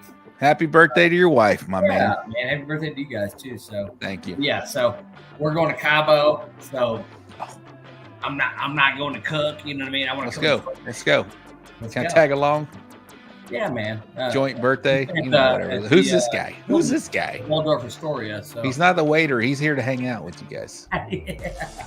Yeah. So, but that's it, man. I think Levi would be my number 11. Eddie. Total of the night, 100%. My number 11. This guy used to cook all the time, and when he did cook, man, he would fucking tear it up. All right, it's not Brandon apparently. People underestimated him and talked a lot of shit, but and he hasn't cooked in a while, man. He's been doing a lot of work and doing overnights and shit like that. So, but man, when he does cook, he comes out of fucking retirement every so often, and this motherfucker's gonna GC it. Man, it's Brian Fox. Oh, Brian Fox is my number 11. Oh, damn it! And if he cooked more often, bro, he'd definitely be in the top 10 for sure.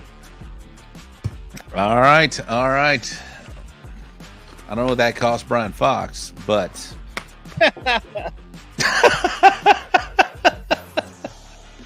but congratulations to Brant Fox making final table on Eddie Morales' list. All right, Brant, you ready to go? I'm ready. Let's go. I'm just going to wing it. I don't have notes or anything. Oh, Ty's ready to go. Brant Williams, Piggin whiskey. Didn't get one of those. Well, I mean, apparently you did, but you didn't. So I just want to preface this by saying that I had 2 lists. One list was how I thought everyone would finish at the end of the season in the top 10. Yeah, let's hope I got this one right. And my second list was how are, the powerful teams that I think are the best teams in barbecue. Did you send in 2? I did, and he was like, sure this is your list? And I was like, well, this is my power list, so I don't know which list he's got there. We'll go with either one, though. Okay. Bushmaster. Okay. Here we go. No. I got Chris as number 10. Here's the thing. It's rare that I show. Okay, I don't want to sound cocky. It's rare that I show up a contest and I look at teams. I'm like, damn, that guy's gonna kick my butt. But every time Chris shows up, I'm like, oh crap. So he's my 10th. Just because you got to be aware of him. Okay, Boggs Hog is my sleeper. Okay, he only does about 4 or 5 contests a year.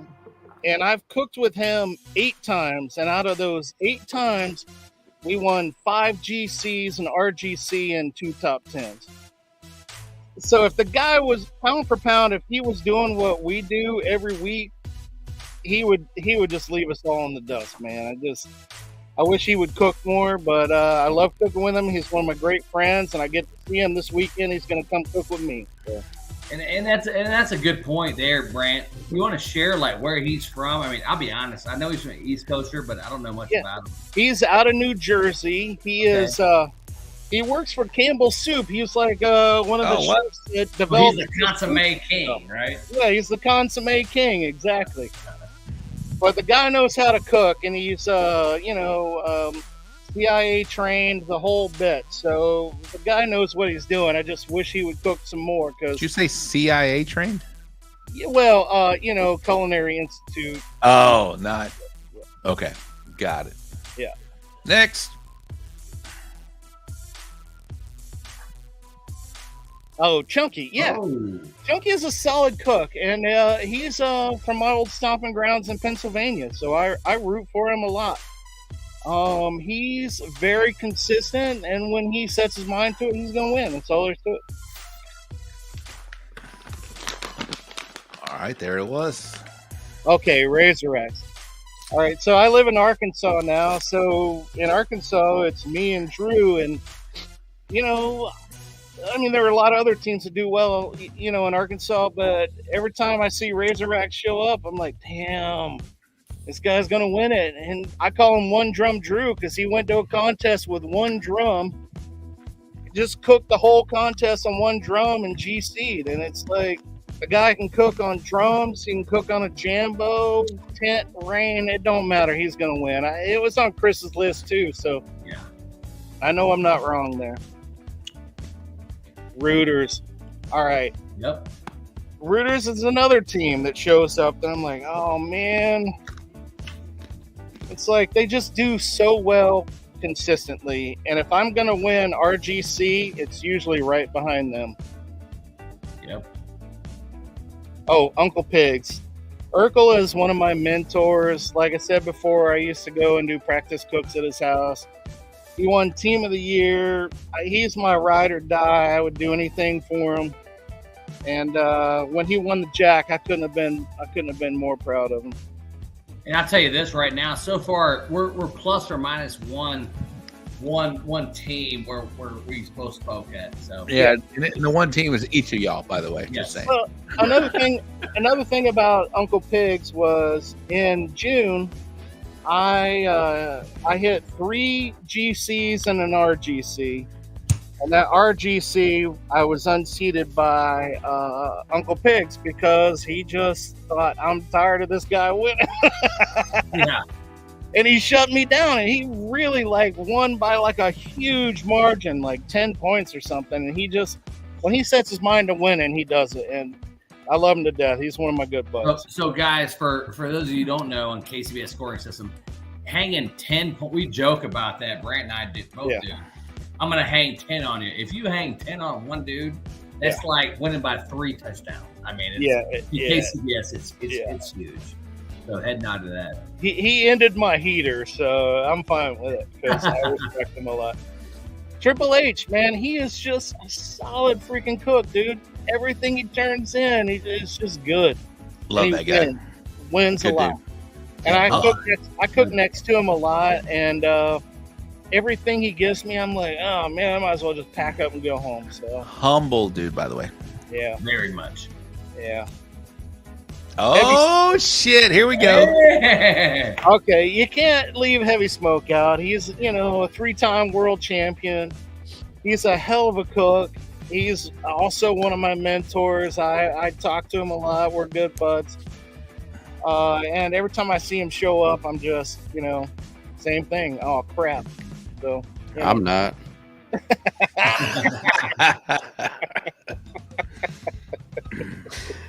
I feel like, okay, here we go. Getting basted. He's knocking on the door of being the GOAT. You can't leave him out of this list. So I put him up at number 2. What did you think about Chris's putting him at number 10? Oh, I understand that. And, Schaefer's he's been doing good this year, and he's still hanging in the top 10, I don't know if he's giving it his all and chasing it or not, and so which makes me think he's just winning because he's damn good at cooking, I'm talking about Webb leaving him at number 10. Yeah, that's what I mean. Okay. I understand why he's got him in there, Did I say Schaefer? I'm sorry. God damn it. Yeah. I'll do it again. All right, next. No, there it is right there. All right, so I love Jordan to death. He's one of my good buds. But, he just shows up in the middle of the season, is going to bang out 8 contests with a 698 average, and you're like, how do you compete with that? The guy's going to show up and win Team of the Year mid-season and show us all how it's done. So, who is the Becky leg guy? Yeah, Jordan Kirkpatrick. We got Jordan number 1 on bucket list. Yeah. So I think we both agreed. I mean, obviously, I think Jordan's doing some different stuff right now, Yeah. But I think my choice with Brad, at 10 is the fact that the dude's he's not in it for the long haul. I mean, this year. I mean, and I get that. The most dangerous dude in barbecue Yes. And my other list was, how do I think the year will, play out? Is much different because I have them in much different order. Like I'm getting basted, maybe coming in at 9th for team of the year. I have you coming in at 8th, Chris. I have Chiggin Ain't Easy is one I didn't mention before. Yeah. I have him in finishing the top. I had him there too. Yeah, and Papa Pig in the top 10. As well as the rest of them that have already been mentioned. And my good buddy Glamping Grillers, who's sitting next to me, I have him at 10th overall in the year, and he's been knocking on the door. He's hit a lot of RGCs, and when those RGCs turn into GCs, he's going to jump up the top 10. All right, gentlemen, I got a question for each of you guys, and I want you guys to comment on both of this question right here. But what do you guys think about Darren Worth going with that one drum, flying to another state, another sandbox, and going out there with one drum and getting his auto? Darren is the GOAT that, Brad's knocking on the door of. So there's that. I mean, we were in, where were we? He cooked in, was it Florida or something? Yeah. And his team name was With a Perfect 180. And right. Yeah, so when they did the calls, they were like, With a Perfect 180 is with a perfect 180. Wow. Yeah. So you gotta That's some balls. You gotta love that kind of ballsy behavior. I like it. I do. I mean, I would say this. I think that we're all in different eras of our cook game, right? I mean, I think some of us has been longer than others. I mean, I think if you look at Rob, you versus Eddie versus Brant versus me from a longevity standpoint, I mean, I think in our cook time, we all have different goats. You know what I mean? It's almost like the same way. It's like, were you a Jerry Rice guy? Were you a fucking Peyton Manning? I mean, if you really look at that, but I mean, I think I look at the GOAT to me is who has been the most successful, influential person, in what I'm doing, where I've come from and what I'm doing. So, well, Chris, funny that you mentioned that. Perfect segue. We're going to go into the Mount Rushmore. We're going to hold off on my Texas barbecue ranking, sponsored by Texas Old Dust and Texas Original Charcoal. That's what we're going to close the show with, is my rankings. But what we're going to do right now is we're going to, we talked to you about your Mount Rushmores, right? And your barbecue homies, people that inspired you, people that maybe have been a part of your barbecue journey, whatever. And you just mentioned, hey, we're all different. We all started differently. We all have different, maybe goats. You never know. But we'll do it again. This time I'll go Brant. Brant, you're up first, man. You got 4 people to put on your Mount Rushmore. You got 1 in the gift shop. And then we're going to do your barbecue homies. And all right. So there it is right there. Mount Rushmore of people who have inspired me the most. Gosh, I'm going to wing this. Getting basted, Brad. I've always looked up to him because he's been a can cooker, and I love cooking on cans. Another one is Chris Schaefer, Heavy Smoke. He's one of my favorite people. When I love cooking next to him, the guy will talk your ear off, and good dude. Love him. He will unload all his secrets on you just running his mouth, which I love. Number 4 would be Urkel from Uncle Pig's. Hold on. That was 2. You got number 3 now. Another one of my mentors, and I guess I got one more, right? Yeah, right. Tom Barra from Philly Blind Pig. I mean, he is a total wreck of a cook, but man, he's a good dude and teaches you how to love competition barbecue. And there's nothing can beat that. That's mine. All right. Do we got that, Ty? Getting basted, Brad, Chris Schaefer, Heavy Smoke, Urkel, Uncle Pigs, and Tom Barra. All right. Think about your barbecue homie. Oh, who's in your gift shop? Who almost made it on the mountain there? Oh, who almost made it on the mountain? Almost. In the gift shop. Got a bobblehead in the gift shop. My old cooking partner, Josh Farley, the Awesome. OG Bandits. All right, there we go. All right, Chris, you're up, my man. All right, brother. I'm going to lead it off the same way he did. Brad Leininger getting basted. I mean, the dude's been, a recent friend of mine last, 24 to 36 months. The dude's, I mean, in my opinion, in my time, he's a GOAT to me. I was a little bit after the Darren Worth era. So I would say Brad Leininger. Chris Schaefer, Heavy Smoke, same way. I'm a Heavy Smoke team. The dude's been influential in everything that I do on how I chase points or how I approach a contest. So it makes a great line of seasonings. Then I would probably go, this is difficult.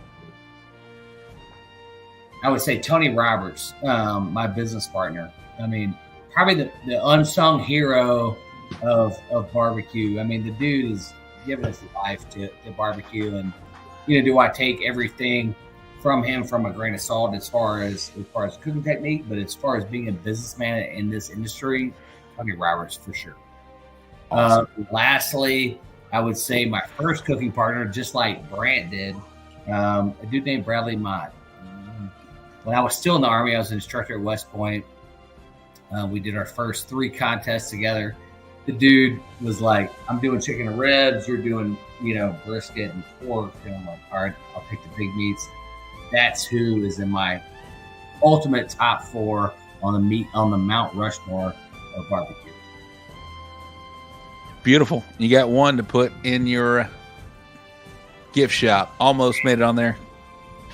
I'll say this. I'll say Fred Robles. Oh, nice. And not that Fred and I are great friends, but not that he's had a huge impact in my personal, journey or success, but he's always been the dude where I'm like, if a guy can do it like IBCA, CBA, KCBS and do it at a high level and still be that solid, like, I'm about this life, is Fred, man. I mean, I think you can't leave Fred off your Mount Rushmore. Awesome. All right, so we got one last thing. Barbecue homies, man. Somebody you want to sit up next to, somebody that you call, you talk to weekly, maybe during the week. Somebody that who's your barbecue homie, Brant? Well, I'm set up right next to him right here. It's Charles Beard from Glampin' Grillers. All right. Charles, he's sitting here right next to me. Bring him in here. Let's say hello. Charles, say hi. What's up, man? Welcome. How you doing, brother? Good, man. Welcome, man. I've said your name on the show, so good to put a face to the name there. All right, Chris, what we got? Easy, man. I have a great friend named Milford Brinkerhoff. I mean, if I can sit up next to one dude, it's him. And I'll relate this to you IBC or CBA cooks. He is my kit. Okay. I mean, he's a wild card. He does crazy stuff at contests. I nickname him the innovator. He does the most crazy stuff on the planet, but just one of the most solid guys and a great upcoming cook that I could ever be friends with. And to my day, I will say Milford Brinkerhoff out of Brinkerhoff Barbecue, Denver, Colorado. He's going to do some weird stuff, but it's going to make sense and he'll score. And dude, I'm telling you, watch out for this guy. He's good. All right. That was awesome, guys. Thank you very much. We got the Mount Rushmores from Brant Williams, Chris Webb. We got the barbecue homies, both from Brant and Chris. We didn't get the gumball machine, homie. Oh, you know what? We did. So you have your second homie that almost made the barbecue homie, but he's in second place. If your first homie don't answer, I got mine already. Oh, Chris needs to go first. I got to think about this. All right. Hands down, there's another team out here they're from Johnstown, and it'll be Heifers, Butts, and Clucks, man. These guys they're fun. Brant, you've met them. I have met them, yeah. I met them. Fun, dude. Jonathan and Christina, their family. It's a family affair. I mean, I think that's what's so attractive about them. They have their kids in there. They're sponsored by Bushmaster Proud Souls. I mean, it's a great event, and it's fun to see these guys out there. So that would be my gumball machine. Not that they're second to anybody, but I mean, this is great folks. There you go. All right, Brant, go ahead, my man. Gumball machine. Which I Man, love. God, this is tough. I gotta go Gumball with machine sounds so second. It does. Eddie, you need to figure this out. I gotta What I came go up with. with team meat coma. Okay. The first time we were next to each other, they called the cops on us Oh shit. Okay, for Nice. being too rowdy. that's a good one. That's a good So one. we did. Now we're like best friends in the whole world, and every time they're next to us, we drink, have a good time. They're freaking awesome. Fuck yeah. That's my gumball. All right, Ty, play some music. We're getting ready to do my power rankings for Texas. Shit. Brant and Chris, y'all were pretty even, right? I think y'all had like one or two different deals. Yeah, I will we say were in one or two places of each other. I will say Eddie and I had like 4 different. We are definitely in a disagreement on our top dog and just the top 10. So we'll get this going on. But first, I want to ask you guys. Put me solo, Ty. Put me solo. I have something to say.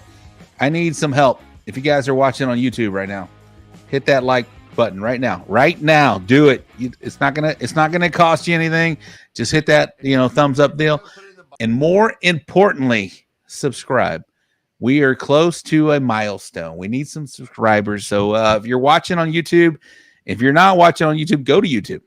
Subscribe. I appreciate that very much. All right, we're going to do we're going to do Robert Roach's top 10 power rankings for 2024. Again, we have not done one for 2024 yet. This is our first one. I did not give our panelists, our fine panelists, they did a fine job of their top 10. I did not give them any criteria what to do, but I have some criteria. I have consistency is important to me right now. Consistency I actually created a formula that measures consistency. Basically, I went and researched the teams that I really wanted to put in my top 10, and I took their placings, overall finish versus the overall teams that were there, and I created a formula as far as what they did. And there was one team, couple teams that stuck out. And so they rated very high on my list. Not only that, consistency is one thing. The eye test, people that I know that are doing well out there, people that I know that are competing in leagues or sanctioning bodies that are very competitive is important to me. So all of those factored into my top 10, and I'm about to introduce it to you right now. Let's go, Ty. Boom. Alley Cats. Yes. I searched up and down all sanctioning bodies, IBCA, Outlaw, Lone Star, CBA. Blake Schindel is a team that is doing really well. He competed. He was 3rd overall in the overall points chase in IBCA. Can we get some music, Ty? I'm sorry. Is it me? Is it me, or is it I cannot hear anything? But Blake Schindel with Alley Cats. He's got multiple GCs, 6 qualifying.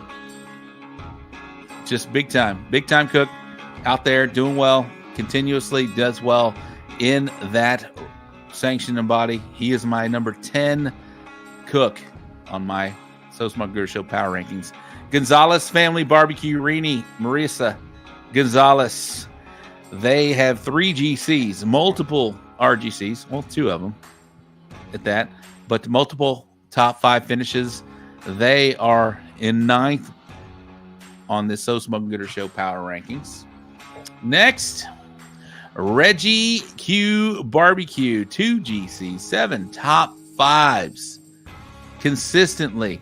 When I talk about consistency, they were. Let me pull my little spreadsheet up, because I did do a legit spreadsheet here real quick. I'm not going to share with you guys, but Reggie Q was the 6th top ranked team on my spreadsheet as far as consistency.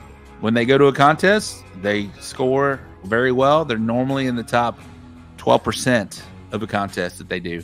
And they've done like 20-something contests this year so far. All right, next. Chicken Fried Barbecue. Can I say more about Chicken Fried Barbecue? Bill Purvis. He is first chicken, HLSR, 5th overall at the San Antonio Rodeo. 2 grand championships right now. He's got 3 RGCs, multiple top 5s. Bill Purvis with Chicken Fried Barbecue sitting in 7th. Maybe you guys are shocked a little bit about that, but A little bit. a little bit. There he is. My top 2 or 3, I'm sure. What does that say? Rob's top 10 is like Sheldon's from the Big Bang Theory. Yes. All right. Next, 6. Hideaway Ranch Cookers. We're talking about Randall Kendrick. He was the top cooker in the IBCA association. Merits a lot of weight, in my opinion, right now to go top in the IBCA deal. Multiple GCs to do that. Lots of RGCs. And he held off. What's that? 8 GCs.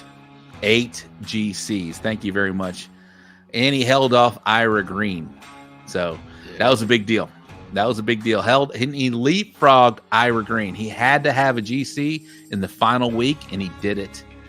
Big time. Randall Kendrick, Hideaway Ranch Cookers. 6th overall.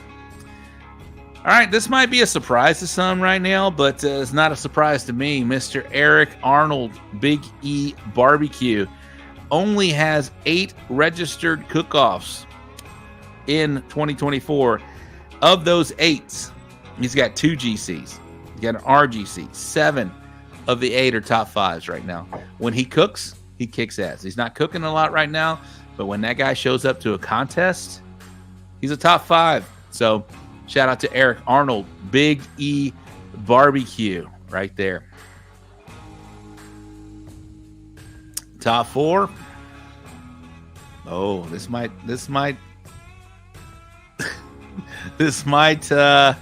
raise some eyebrows right now, but LC Barbecue right now, he's currently leading the top cook in CBA right now. 4 GCs. He's got 4 RGCs. He's got 12 top 5s.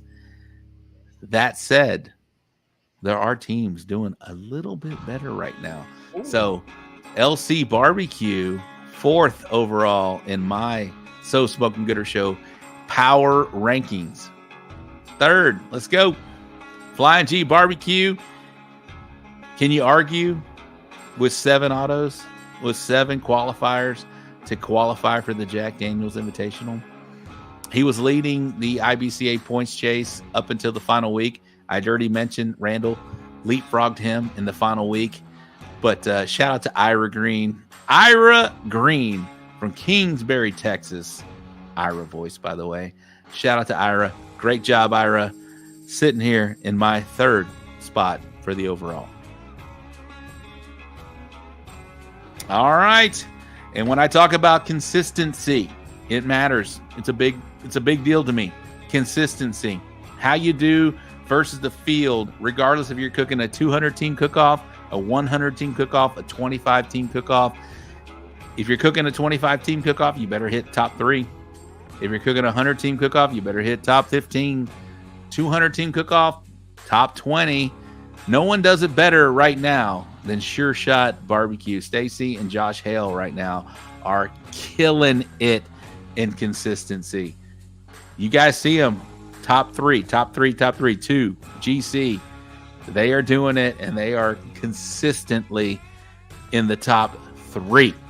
So shout out to Josh and Stacy Hale. Right now, they are number 2 on my list right now.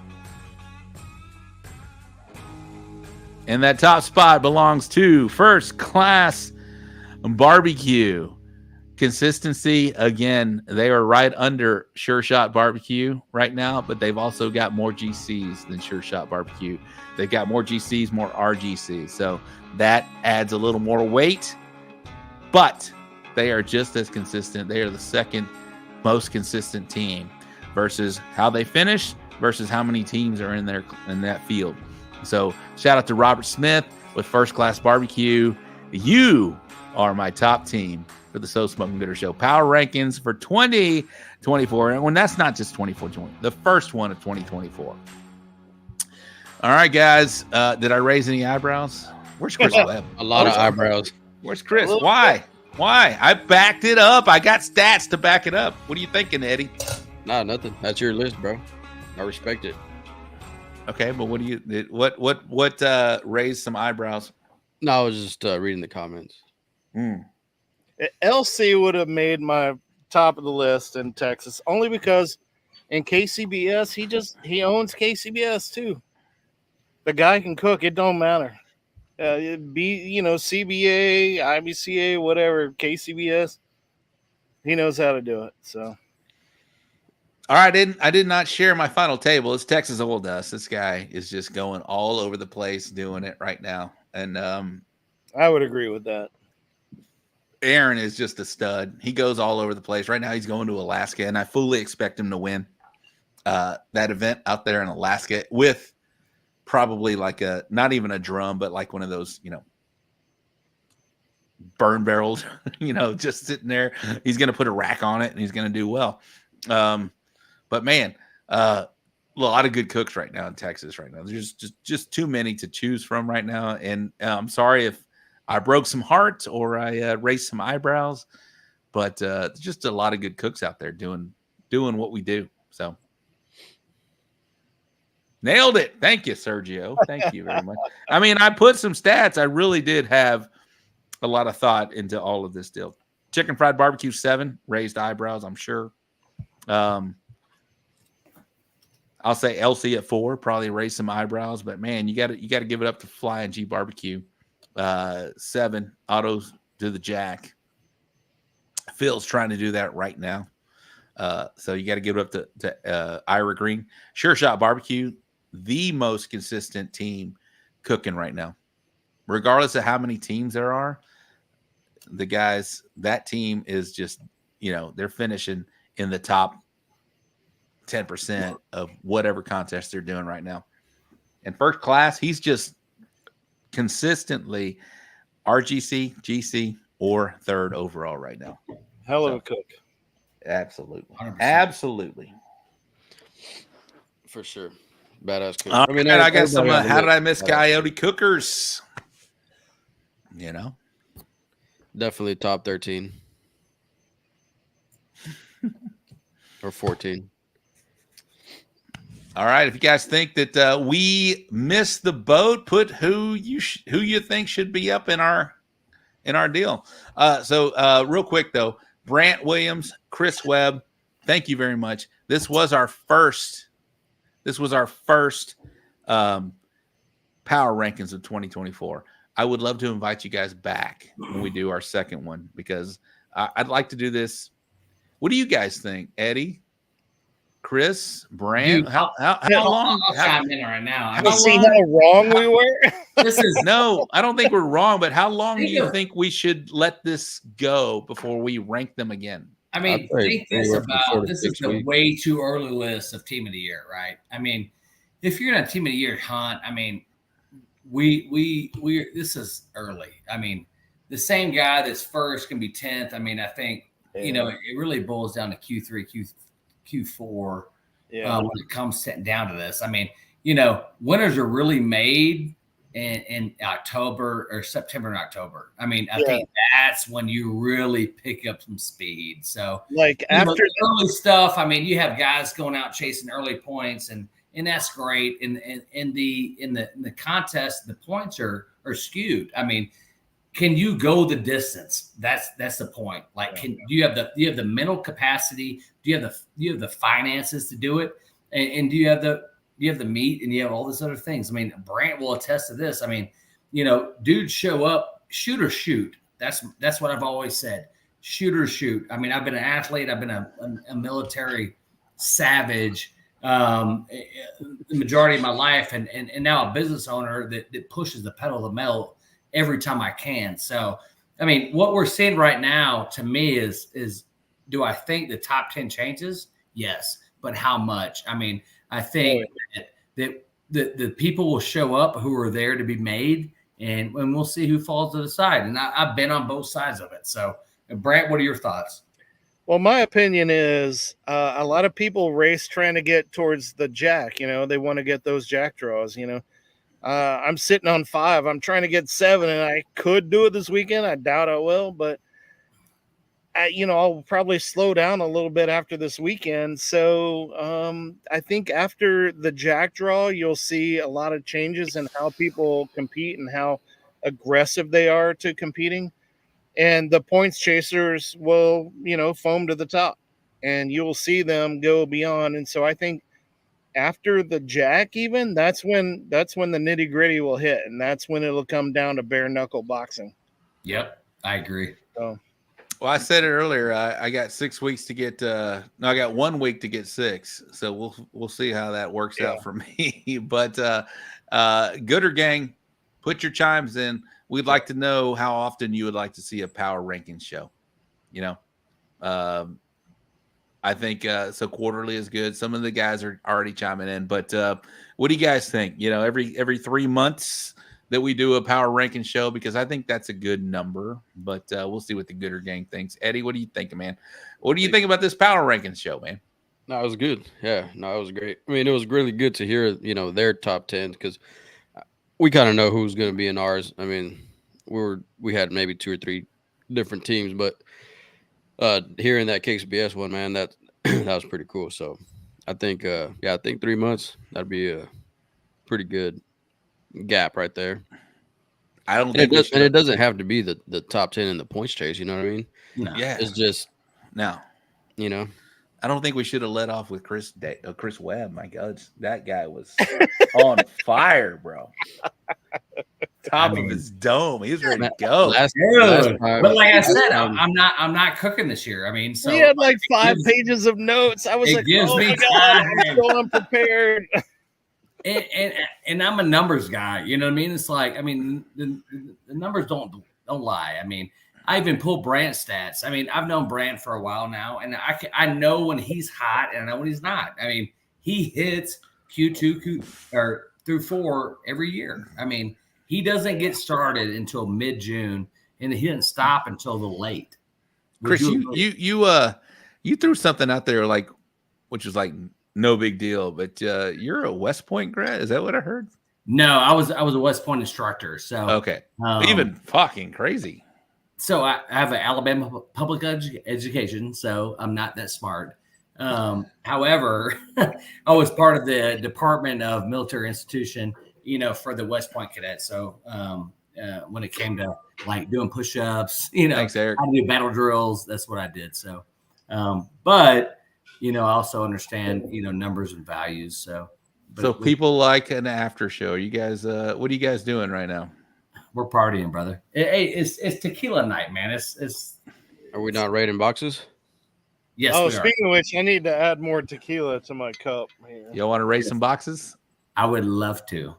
Oh, yeah. Okay. Oh, you're talking like the show's over. Producer Ty. Let's get producer Ty in here real quick.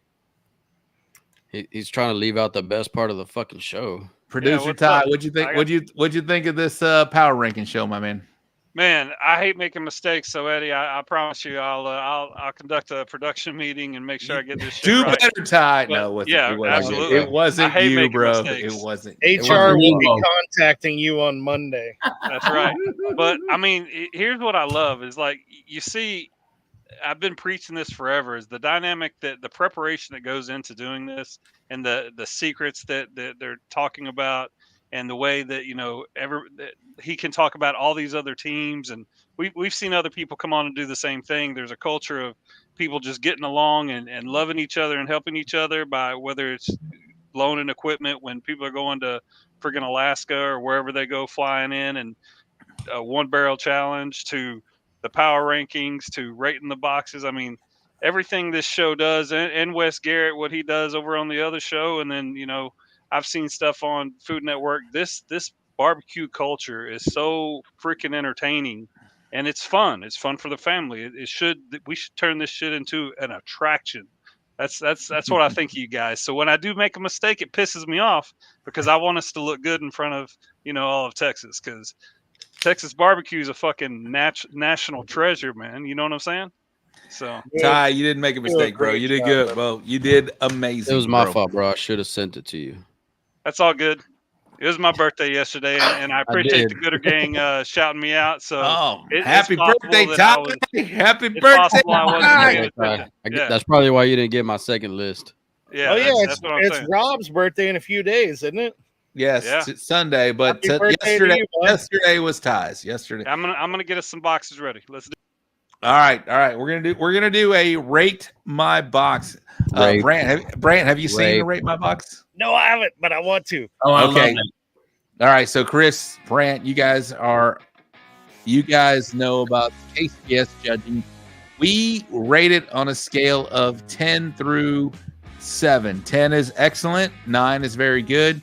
8 is fair, and 7 is poor. 7 is personal. This is obviously a kids' queue deal. Don't hold back. Oh, well, 10. Fucking Eddie, don't hold back. Doing it. Eddie said, "Don't." I will say this is a kids' queue, and it is a rather young child. So hold back just a little. Nah, you sent it. 10 all the way, baby. All right. So the Gooder Gang chimes in first, and then I will select every single one of you guys to give your opinion right now. 10 from JJ Daly, 10 Brandon, 9 Eric. Caesar, you fucking killing me, bro, with a 7. 9 Sharpie. Again, this is a kid's queue. Rating as good as this top. Maybe he was a little upset. Maybe dreams were crushed. There's so many evil people. Eddie, I'll let you go first. Kids queue, bro. Kids queue. 8. No, I'm just kidding. That's a 9. All right, that's a 9 for Eddie. 9 is excellent, fair. It's good. I'll go next. I'll give it a 10. That's a good looking pork chop, by the way. Whoever cooked that, congratulations, young man or young lady. Good job. Chris, you're up next. Dude, I'm doing 10s. 10s, baby, 10s. Brant? This one goes up to 11.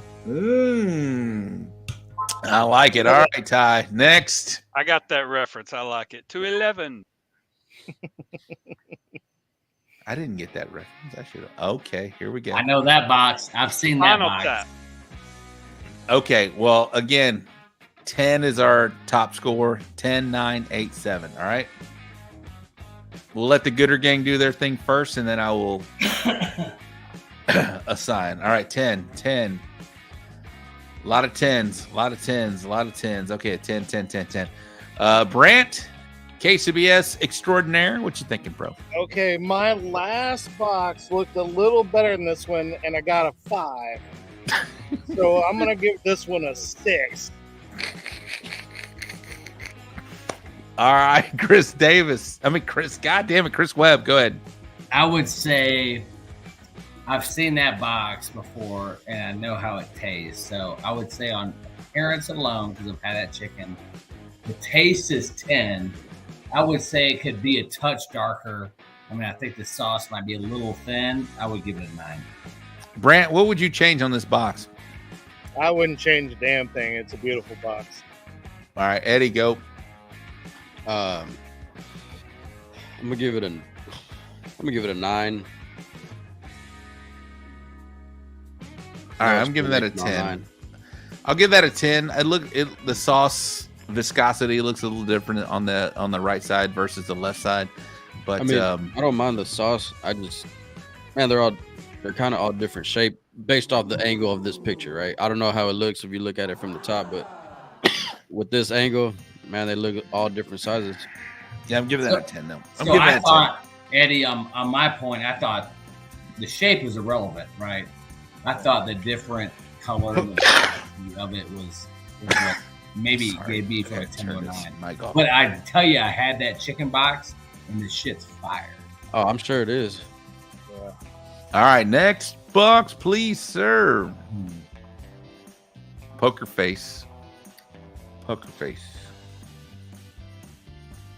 Chris Davis. I give Eddie a fuck you.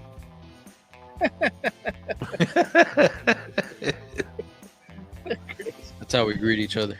All right, Gator Gang, do your thing on this pork box.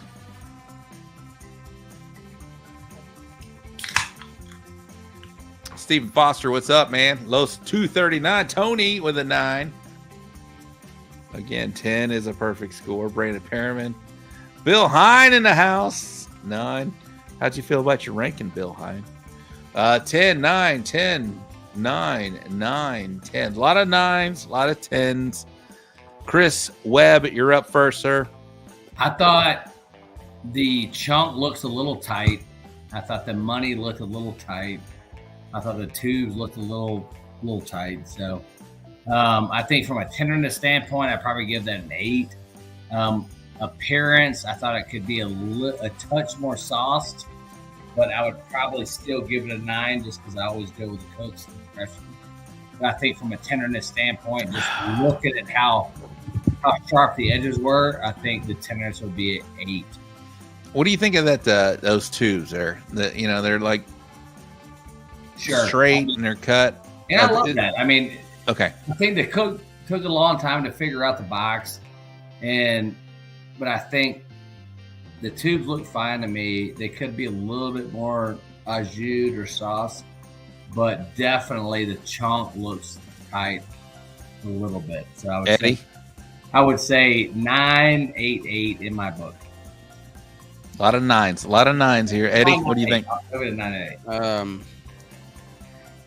I think I'm gonna go 9 on the meat, but kale looks pretty shitty. Sorry, bro. I don't know whose box this is.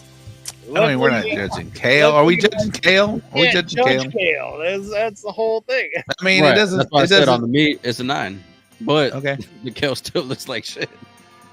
All right, Brant. Hey, that's a KCBS 9 all day long. Is it? I would give it that. You don't think it needs more sauce? Okay, you can't say, oh, it looks like it needs more sauce as a criteria. It's does it look good? It looks great. Would I like there to be more sauce? Of course I would, but there's nothing wrong with that. Everything's evenly spaced. The chunks are nice. There's a little bit of funk on the side of the box, but you can't really judge that. And those that bacon is just lined up beautifully. I'd give it a 9 KCBS. I guess 10 if we're doing a 1 to 10. I'd give it 10. Yeah. All right. I don't like right, those are it. Looks dry on the top, so I'm going to give it a 9. As that far as is bacon on a 10 scale, I'll give it a 9. I like the bacon, but I don't like that just uniform. I like to see it more like twisted a little bit. That's the way I like it to see it. I don't know. But if I were judging, which I am a certified judge, I would not mark down for that box. I would say that would be a 9. You can't mark down. All right, nice. KCBS, yeah. Well, we ain't certified judges, and this is a supposed to be a show where we break people's hearts. Okay, all right. I have turned in a box better than that with a 5, so I give that one a 6. There you go. Next. Oh, hell yeah. Oh, Brant likes that. Brant likes that. Purpose, isn't it? I'll go last. I'll be right back though. Chris, you'll go first after the Gooder gang. I love that. Whatever the highest score in CBA is, I'll give it that. Great. It's the highest score is a 10, but let's let these people go first.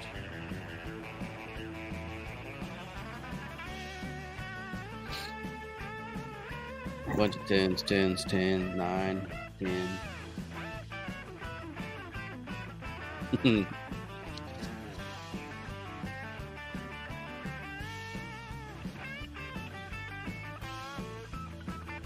So, yeah, it looks like a bunch of 10s, a couple 9s, but, man, for the most part, 10. Chris, what do you think, brother? Dude, I love that, man. I love that box. I mean, you see the jailbirds down, and that's cute, and it tastes great. I mean, I think that's just good old half chicken, right? Right. Ugly chicken wins. It does. Yeah, I'm gonna go ahead and say who. Sorry, Eddie. I'm gonna go ahead and say whose box this is because this is our follow team's box. So he really wanted this to be looked at by Aaron Leslie, but I brought it out today because I figured he would want to have y'all's opinion. So Serge Gracita is the follow team for the So Smoking Gooder show this year. Brant, what do you think, bro? I love it.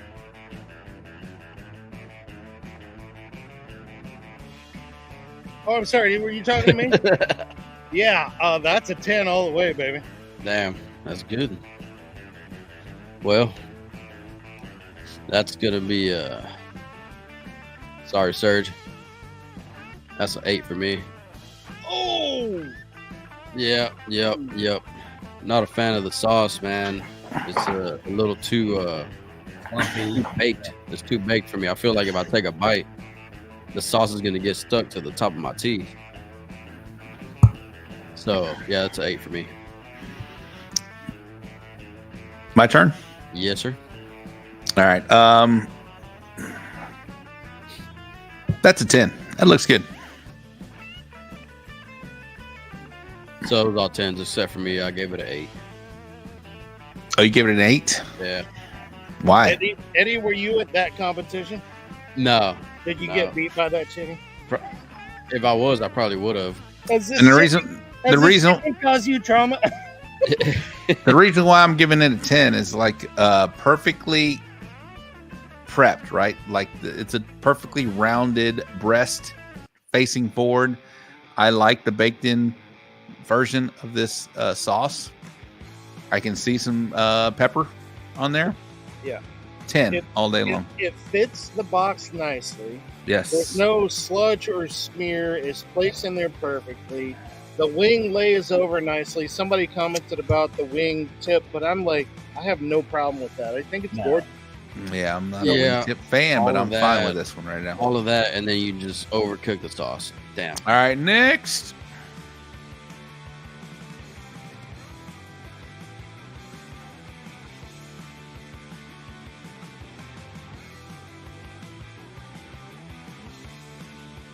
All right, let's speed up here on these boxes because I know we have a lot right now. So, Gooder Gang, when you see a box, you better start scoring right now. I think they're trying to be nice. 8, 6. Garbage ass box. Chris. Oh my god. Okay, so it's not scoring very well. I'll go first here. I do not like. It looks like it wasn't seasoned at all, and it looks like it was sauce. So I'll give it a 7. That's your first 7 ever, bro. This is offensive to me. I'm a rib guy. Brant, you're up next. All right. It looks like maybe they burnt the bottom rack and they were trying to hide it with the top rack. Yeah, it looks like 2 different sets of racks, right? Yeah, and I'm like, and you hear stories in KCBS. They're like, oh, I always try the bottom rib because that's the one they're trying to hide. KCBS, that you would have been screwed in that one, bud. I'd probably give it a 7. Chris, I'd give it a 7. I mean, like Brant said, I think the top 3 are under. I mean, they're seasoned, undercooked. I mean, the bottom 4 are burnt. If I gave it a 7, do we even need to hear Eddie's comment? No. All right, next. I'm gonna agree with Chris Davis on this one. I'm gonna go with the fucking 4. But I'm gonna say one thing though. And I have noticed. I've seen what can this cook do better, Eddie? What can this cook do better? Maybe just cook a better rib. But I've seen. That's a good idea. I've seen a lot of KCBS boxes that look like them top 3. They look like they're not seasoned. And I was sitting there talking to Jordan Kirkpatrick at the KCBS World Invitational, and I was showing him a bunch of boxes that look just like those top 3 that. Man, they look like they're not fucking seasoned. And he's like, that's what they want in KCBS. No, really? No, I don't think so. So, y'all heard me talk about bass boating. I need to see some pepper. I need to see some spices. I need to see something. You need to cook that through before you even begin to think about wrapping. Make sure that seasoning is set before you start wrapping, because if you don't, if the seasoning's not set, that's what you're going to get. Hey, No. KCBS judges that hate pepper would complain about not enough pepper on that. I'm just There you saying. go. There you go. I mean, my brisket had a bunch of pepper at the KCBS World, and I don't remember what it did. Y'all remember? Chris, I remember. Do you remember? I don't know. Was it first or something? I don't Yeah, know. something It's like a 180. I don't know. Might be. Pepper? All right. You use I got pepper? one of these from it, though. I don't know.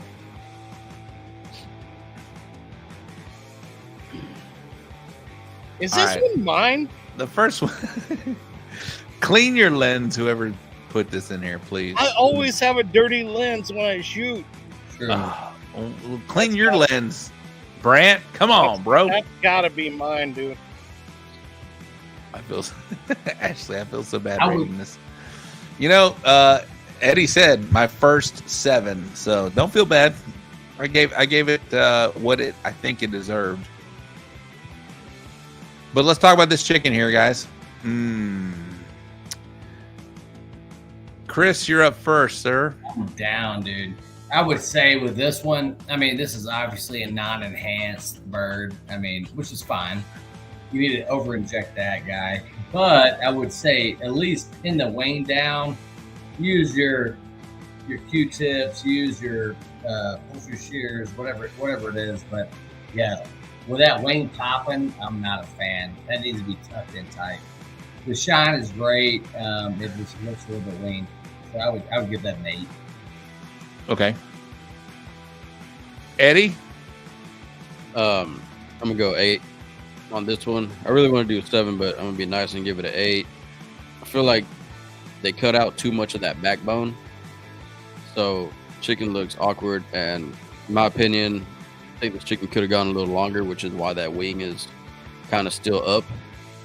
Because I don't pin my wing, and sometimes I do, but usually I don't. And when my wing comes down, you know what I mean? That's when I know my chicken's pretty much done. But yeah, I like the color. I Eddie, like you commented. You said that backbone was cut a little bit too much. What do you mean by that? So I personally take the backbone. I try to cut it in half, so I can leave half of the backbone, so it can kind of hold the shape of the chicken better. But this one, it looks like they cut out. I mean, they cut out the whole backbone a little too far in. I feel like if I pick up this chicken, it's only being held on by the skin, that leg quarter and the breast. It's only being held on by the skin. That's what it looks like based off of this picture. Okay, Could be I wrong, can see but that. I mean, I don't think I am. I'll try to help this cook out. I will say you can form your chicken before it's even starting to cook with a wire rack, disposable wire rack. You can push that leg up a little bit. You can push that wing in a little bit. I don't think that is cooked, because if it is fully cooked, that wing is going to settle down right up on that breast. So to me, it's undercooked. It looks a little undercooked. It looks a little light, in my opinion. I'll give that a 8. Ooh, Brant. that was close. I joked about that being my chicken, but I do have a first place CBA chicken. And what I found on the challenge was getting the breast and the thigh and leg and everything done perfect together at the same time. And just by looking at that, I'm like, ooh, that did not happen there. So a lot like what Eddie was saying, he can tell by that wing not coming down that he didn't hit the doneness on that. Yep.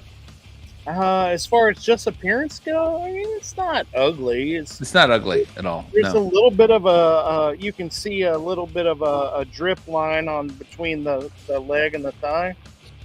I don't know. I'd probably give that a 7.5, 8, or somewhere around there. 7.5 is 8. So. All right, next, producer time.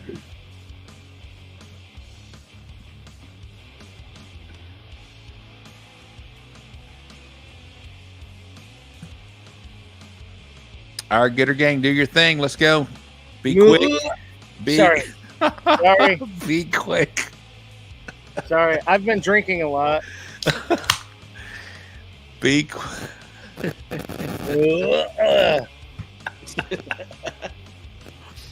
I'm so sorry, guys.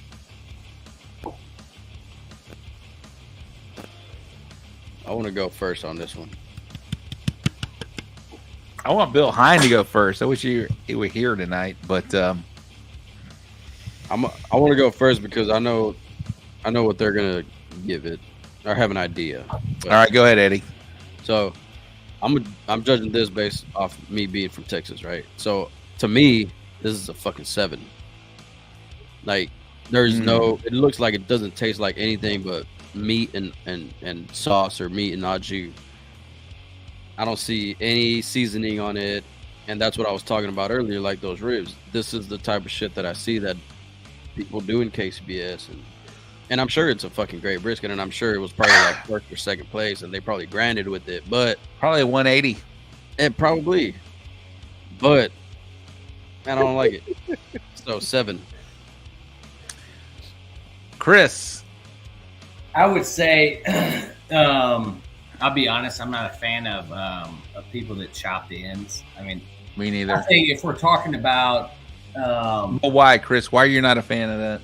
I mean, I think it's attention to detail, right? I mean, I think if I look at a brisket, if we're talking about a Texas brisket or a KCBS brisket, I always I do a bull nose on all my brisket slices.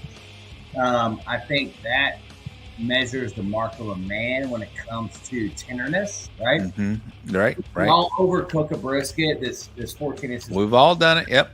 And then we can dock it down to in this case, it's a 9x9 box. We can knock it down to a 7x7. So I think that it shows an error on the cook's part. I think the appearance is great. The bark could have been a little bit better, but I don't really judge a brisket by the bark. But whenever a judge in the tent pulls it, the first thing they do is, like all old KCBS judges do, they do the bend test, right? So how can you bend a 6-inch slice? I mean, it's really hard. But I want to see a nice bull round edge, and it looks beautiful. I'd probably give this an 8 because I'm generous. However, I want to see a box being left to right. When I trim my briskets, I want a 7-inch brisket. I cook Butcher Shop A9s. I know they blow out, not blow up. But if I'm cooking a snake, I might trim a little bit wider because I know they blow up, not out. So Brant, you were giving some Octua sounds. All right. I disagree with Chris. I think that sometimes docking the edges is warranted, especially when the judge is going to cram it in their mouth and just going to get all bark and bitch about too much bark in the comment cards. Sometimes cutting that shit off works for you. But this one is a nicely cooked brisket. You can tell with the, with the spider webbing of the meat and the slight bit of bark that's there. But for some reason, they decided to glaze it with vomit.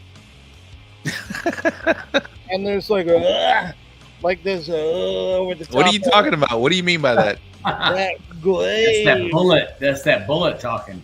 Ugh. It looks like they just cooked something and just no. I give that a 7. All right, I'm gonna give it a 8. I don't like the blocking. I hate blocking, and I hate myself when I need to block. I don't like to do it, and I generally don't do it. I've probably done it maybe twice ever. The top of this brisket. Now, what Brant said, the brisket looks probably cooked okay. I can see some, I think if you were to fold that brisket, it would be okay. But I do not like anything on the top. There's no seasoning. There's no coloring. It's a faux brisket as far as I'm concerned from Texas. So, yeah, I'm gonna give that a 8, maybe a 7. Next, Spam. And what I was talking about, Bark, that's what I'm talking about right there. But poker face. Yeah.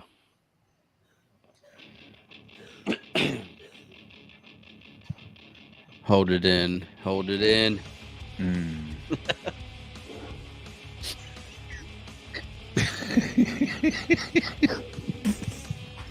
Oh shit. Davis. My gosh. Yeah. God dang it. I wish I wouldn't stop. I need to stop coughing. It's probably this brisket, bro. No, it's not the It's not the brisket. Shit.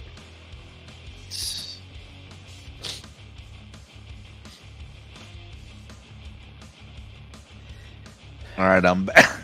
I'm back. All right, you can go first. Bark. On that note. Look at Christina. Bark, you okay? Oh, that was Brant. Like, Bark. All right, I'll go first here. First. I'll go first here. I just said I want to see some bark. I do. This got bark. It looks dry as well, and those are not burn ends. If you're gonna do burn ends, you better sauce them boys like no get out. They need to be overly sauced. Burn ends. If you're gonna do that right there, because that is no different than the brisket that you're putting out behind you. 8. Chris, you're up next. That's dry as the Mojave Desert, dude. I would say, the biggest rule, and you nailed it, Rob. The biggest rule, especially the slices look dry. But the biggest deal is fact that you soak whenever you cook the burn ends, right? They go back into the au jus, and then you paint the top of the sauce, and we love that. But this is over by 10 degrees. By far. So I give this on appearance alone probably a 6. Not a good entry. Betty. I'm gonna agree with Chris on this one. Chris Davis, 4. Oh shit! Say less. Yeah, Brant. All right. First of all, I'm going to give the photograph a 10. It was shot very nicely. Portrait mode. In KCBS brisket, that's a DAL. Really? Why? Dead ass. You turn that in KCBS, you will be dead ass lab. There's no question about it. All right. So if you are a Chris and Brant, are you? Is your burnt ends? If you were to turn in burnt ends, are your burnt ends completely a different flavor profile than your slices? Yeah. Well, there's a similar profile, but my burn ends would be saucy as fuck. They're like just the fat's rendered out and they melt in your mouth, but it's just sauce and beef, and the slice is a lot different. And I think a lot of people don't turn in burn ends because you're cooking basically 2 different meats, and you're giving yourself 2 different chances to F up on a scorecard. You know what I mean? Yeah. So Are you doing burn ends? Not currently. Okay. Although anytime I've done a practice cooks, the judges have always agreed that my burn ends are way better than my slice. But what'll make you not turn them in, Brant? The unpredictability of judges who just show up and decide they don't like burn ends, so you get marked down. All right, so you've done many contests. You cook every weekend. So say you cooked a burnt end just because, whatever. Yeah. And you like it. Are you still not turning that in? It will depend. It has to be very good. But I just did Smoke Slam in Memphis. And the beef category, I turned in only burn-ins. Oh, okay. I did a blackberry burn-in and placed like 5th in Smoke Slam in Memphis just with burn-ins. But I have placed top 10 at the Royal with just burn-ins. So if you're ever going to do burn-ins, nice. The Royal is the way to go. But was that the Open or the Invitational? Shit, I guess that was the It was Open. the Open. Yeah. Even better. I didn't do gonna say burn-ins whose at the box Royal, this and I did walk pretty good. My thought on this is do I do burn-ins? And this is hard to say, but if I'm in a barbecue centric community, I'm turning in slices, right? If I'm in more of a backyard, type of atmosphere, dude, I'll throw some burn-ins all day. I mean, Well, hey, on the East Coast, we always call them devil nuggets. You don't turn in devil nuggets, Ty's in. What you think, Ty? I'm not going to say whose box this is, but I will say that it finished second in CBA. Yeah. I mean, good for them. My first CBA, I got first place chicken, 5th place pork, second to last brisket. So this guy knows more than me. All right, so Rob, Eddie, yes, sir. I mean, when did this even happen, right? I remember I cooked CBA early, right, in middle of Odessa, and burn-ins weren't allowed, right? So how new is this to the population of CBA? That's a good point. I don't know. Producer Ty, you guys good for 20 more minutes, guys? Yeah, let's go, bud. All right, that's going to bring us to 11 o'clock Central. We'll go 23 more minutes, Ty. So let's put 3 more boxes or so, and then we'll close out the show. Okay, I got 3 more after this. All right, let's go. Whoever box that is, I mean, congrats on that second, but man, hit me up. We can talk about that presentation. I don't mind sharing.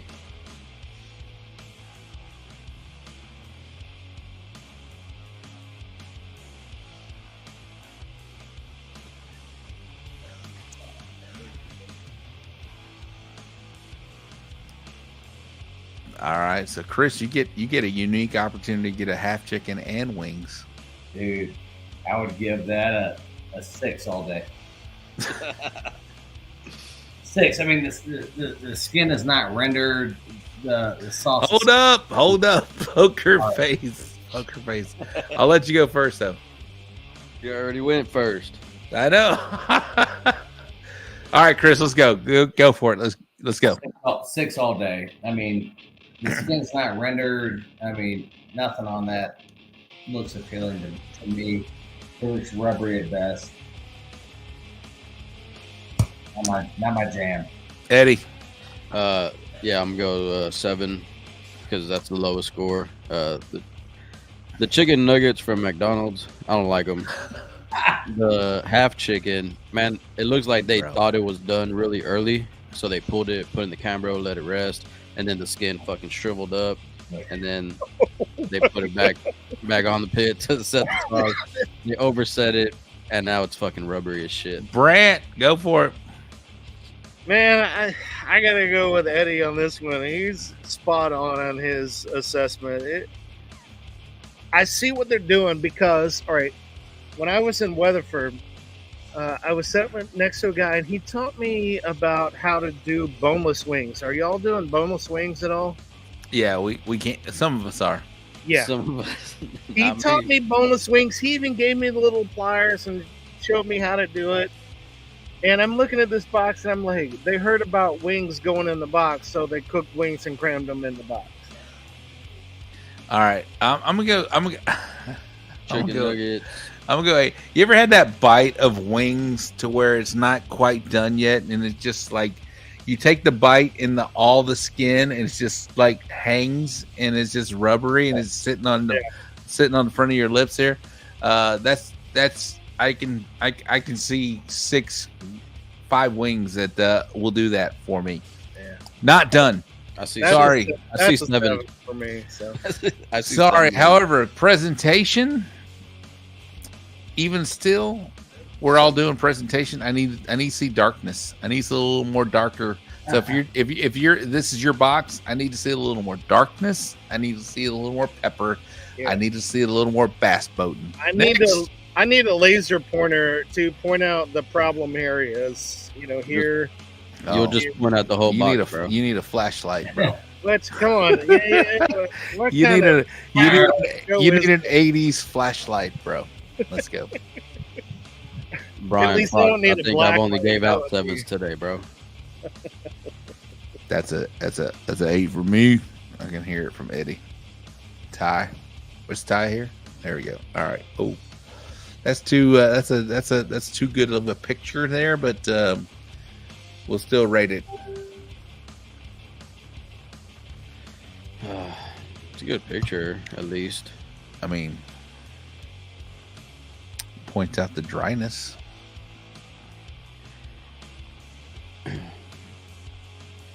I need some water after seeing this one.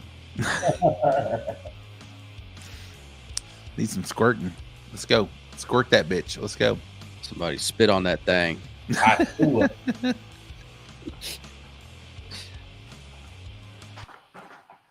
Man, I've had a good time with you guys, Chris and Brant. That's good stuff, man. Good stuff. Hawk. There it is. We need a little hawk tua and spit on that thing. All right, Brant, you're up first, my man. That is DRIAF, dude. I wouldn't be able to choke it down. So dry. I like the diversity they've got in here with that half-ass money and some tubes and some pull, but dude, Half-ass. My man said half-ass. KCBS, that's a 6 all the way. Oh, I guarantee you it's a 6. All right. And you know, in KCBS, you would get a 6 and no comment card. You wouldn't know why. I mean, you should know why. Yeah, you probably already knew at that point. Chris Webb. Yes, sir. I mean, I think it looks, I would give it a 6 on appearance for KCBS. I mean, taste, like Brant said, I mean, it's dry, dude. It's so dry. But, I mean, I really believe, I mean, I think the tenderness was probably there had they soaked it back in some au jus or painted with a little bit of sauce. But I think it was cooked perfectly, honestly. But I think their finishing was off, right? We always talk about finishing, not a good look. I'd give that probably like a 7.87, 7.89. I don't know. If I had something positive to say, I would say the shine on the bark is nice, but that's nice. But Brant, you can tell it's cooked well. I mean, like it's cooked well. Yeah, like too well. Too well. It's definitely well done. Well done. Well, but not done well. If I had to say something good about this, is that they took a really good picture. Exactly, 10 on the photo. That's what I had earlier. All right, next. I'm gonna give it a 7. I don't know if y'all knew that or not. I figure as much. Next.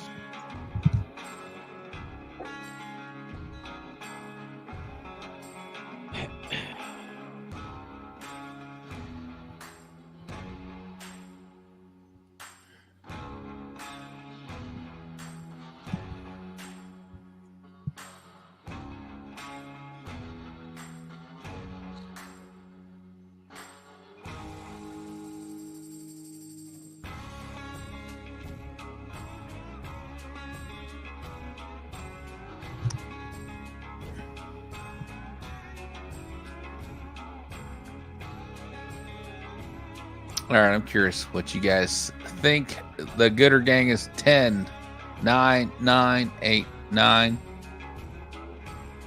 Chris, you're up first. Well, I would give it a 9 on appearance. I would probably give it an 8 on taste. It looks tender, so a 9. I'd give it a 9.89. Brant?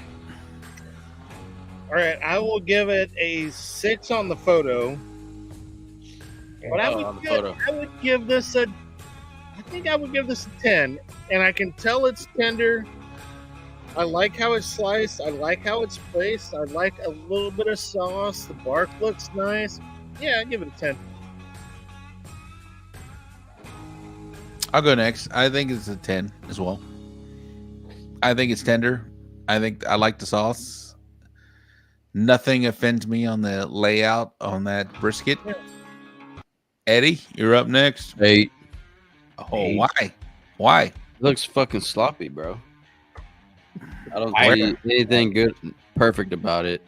It's not a 10. Definitely an 8.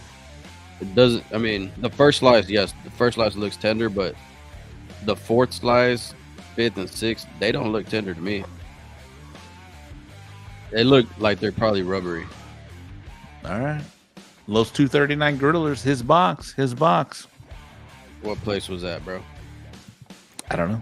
And it probably tastes good, but appearance, that's what we're judging, right? Yeah. All right, Ty, we got 2 more boxes. 2 more boxes. Ty will pick them.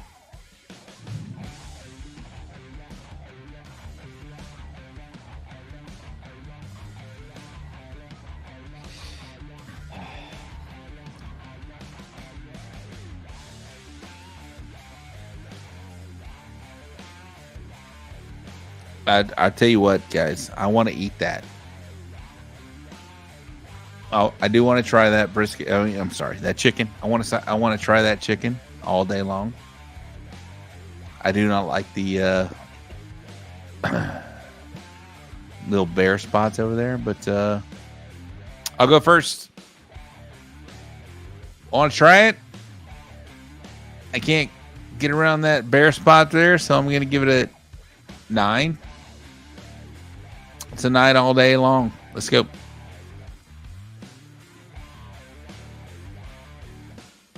Eddie, next. Well, I'm going to go 8 on that. A little too much pepper for me. And then, yeah, that little bald spot right there. And I like the color, but, yeah, a little too much. Looks like too much pepper for me. Too much bass boating. Brant. I'm going to say there's enough chicken fried rib grind on that chicken to keep Bill Purvis consistent for a long time. So I'm going to give it an 8. All right, Chris, you're up. Yeah, I'm gonna give it an 8. I mean, I think it's too peppery. I can tell it's cooked perfectly, like you said.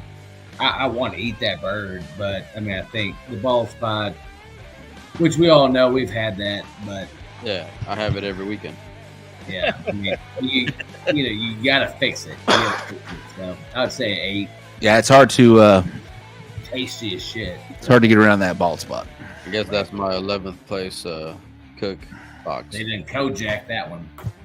All right, we got a couple more, and then we're done.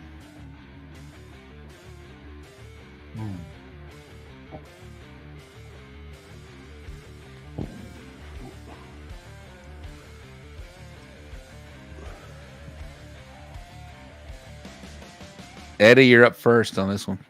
Right now? Yeah, right now. 6. Why? I mean, it looks fucking dry, bro. It just looks dry. Burn ends again. I mean, I'm not a fan of burn ends, but they don't. The burn ends don't look good. They look dry. They're not ready yet, and they're not soft. Sloppy. Miss Jackie says pass. Yeah. Again, I mean, if you're gonna do burn ends, you got to sauce the shit out of them. Everybody knows that. All right. Yeah, we're all right. I mean, do we need to go around the horn? I left the burn ends out, actually. Do we need to go around the horn? Chris, you want to comment? I mean, I think, like Eddie said, I mean, I think when you do a box like that, you have to, in your mind, if you're doing burn ends. Back when I used to do burn ends, I would do a 7-inch slice, which I know shrinks to 6 7/8, and I would do a 4 on the bottom and 3 on the top, right? And I would do a 7 slice box. So he's got 1, 2, 3, 4, 5, 6, 7. awesome. But he needs to tilt that last slice back so we can do that, because this far left burn end, like Eddie said, it looks dry as shit. I would give it up. All right, producer Ty, last box, please, sir. We skipped Brant. That was it. That was the last one. Oh, that was Brant. it. Now I mean, Brant, I have you can more, get but yours. you told me to do 2 more, and that's, No, that's that's it. all right. All right, Brant, you got to give a comment on this one. South Texas Blaze said that it was an 8 because it looks like it's thrown in the box. And well, I feel like they took some care on the back slices. They kind of gave up halfway through and then threw the rest in the box. And I don't like the presentation. Ty, you got one last request from Jackie Milligan. Can Ty post a nice box? Ooh, Damn, hey, bro. you can go to my Instagram and pull one if you want.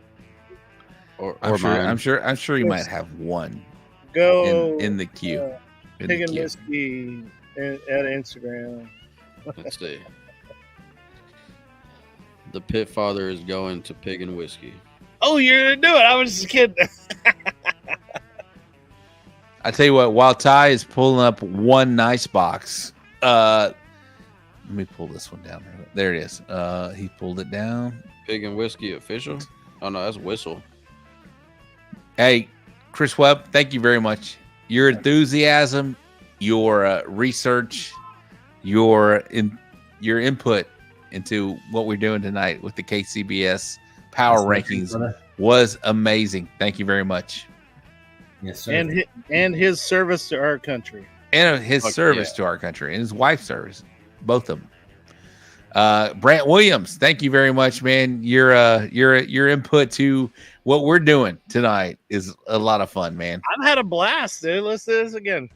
I would love to have you do it again, and we'll do it again because we'll do it every quarter. So, Okay. and then we'll do up and down power rankings because not everybody's going to be on the up and up. A lot of people on the down. I'm gonna drop out of the top 10 any week now. No, I don't know. I don't know. I'm not talking about you specifically. I'm just saying. Nope. I'm just saying. Turn out. I'll tell you that right now. All right, here we go. We got a nice box here, right here. This is a nice box. That's a gorgeous box. Get a little pepper box. That is a good, Bass boating. I will say, Throw that back up there again, Eddie. bass boating. That's good. The box is in the way. Oh, I would eat those any day of the week. I'm gonna hurt somebody's feelings. Really? Yeah. Good looking box. Ooh, 10. Jackie says she can sleep well now. I'll go first here. I love the bass boating. Man. Yeah, I'll give it a 10. Borderline 9 though. Damn, look what I found. I don't know what you found, but that's good. That's a 10. That's a 10. Bottom left. Oh shit! Look at that. Buds right Look there. at that. Huh? Both of these homies right there. Yeah. That rib's it's a 10 for me. Those are gorgeous. Brant, you're up. Wow, they're gorgeous. I love them. I'd give them. That's a KCBS 9. Probably a little dark for KCBS judges, but I think for Texas, that's probably fucking perfect. Oh yeah. Oh yeah. Chris. I would say if I could have one, and Brant knows this, one rib different, bottom right. And so, the bottom right came out of the fucking loin side. Yeah. We know that's not as good as. And when you're doing that, you're just trying to make the box. Totally. Which will screw you because you will get dinged on that one. But if it's the throw out, it don't matter. But here's my point to that is the way I think of brisket, I think of ribs. I always try to stack. I know 88% of all Americans are right-handed. So if I'm a right-handed American, I'm pulling that right bone just on default, right? So if I overcook my brisket or my ribs or whatever it is, I always try to have my tight side on the right hand, and that way they bite it and it doesn't fall apart and do shit. But yeah, beautiful box, Brant. Brian, I haven't gave my fucking score yet, so I'm about to hurt your feelings. All right, you're up, Eddie. I don't think I've given one of these tonight, but I'll give it a 10. Oh, nice. I don't think you've given that in like a few weeks, like a month, probably. So It's been a while. I hate 10 bone boxes though, honestly. Yeah. Like if you would have left out the like they said that last one on the right, the last two on the right, top and bottom, thing would have been a perfect box. All right, producer Ty, get in here, bro. Yeah. By the way, that was Brian Fox's. There it Brian was. Fox's box. Let's. So that's funny that y'all said that he could come out of retirement and just fucking GC. So is he a rib guru? No. Oh, okay, gotcha. He used to be when he was on the trail every fucking day. Ty put us there. Perfect. Ty, what'd you think about tonight's show, man? I thought it was great. I mean, I love the interaction. I love the power rankings. That was really cool to be able to see the KCBS side, because I don't get to see those teams as much. And then the CBA teams that I know every one of those teams now because of the show and them sending boxes. And a lot of the teams that are on those lists are the teams that send boxes. And I really love the comments, that they're putting, if they put a 8 or lower, they're putting comments, and they're really good comments. And I try to put those comments when we have, you experts say it, and you realize, I'll be real quick, Rob, because I see you yawning. No, I'm not yawning. Eddie is he slices these boxes up because that's how precise he is in his brain. He may not be able to achieve that cook every week. He says sometimes he doesn't, but man, I love the insight that we get. And Chris Webb, thank you for your military precision. Rob, I love being a part of the show. Brant, I love your whole vibe, dude. And then Eddie, I'm sorry I fucked up that list, but next quarter, bro, I will make sure that I get your list right. Great show. I'll only send you one. Yeah, well, there it was. I'm an old dude, man. I'm getting old. Maybe I can't see right. So thank you, Ty. Great show. Thank you, Ty. Brant, give a shout out to whoever you want to give a shout out to, man. I appreciate you coming on the show tonight. Seriously. Well, B&B Charcoal's my sponsor. Yeah, I'd like to give a shout out to them. And man, thanks for having me on. I really appreciate it. I meet so many Texas teams, and I've met all of y'all, and just good people. I love to go down there. It's just too damn hot to go there. That's why we're understand. We're avoiding the heat. We're going to Michigan next week to, get away from the heat, and maybe we'll come back down there during the winter. But your travels are awesome, man. Your travels are inspiring. It's really cool to see you out there doing it in every other sandbox. We talk about, hey, you got to cook in your sandbox and figure out what that is. But you're in everybody's sandbox right now. I'll shoot anywhere I want. That's what it is. There's no sandbox. All right. Chris Webb. Chris Webb. Thank you, my man. Oh, what do we got here? Hold on. Oh, you can't see it, but something I don't do often. There you go, Brant. I got you, brother. What is it? I can't see. OnlyFans? No, it's Instagram. You can't. Oh, nice. So I followed first. I usually don't follow people, but there you go. Oh, yeah. Well, hey, I have a YouTube channel too. If anybody wants to go follow it. I don't What's it called? Put it out there. Yeah, Piggin Whiskey Test Kitchen. So.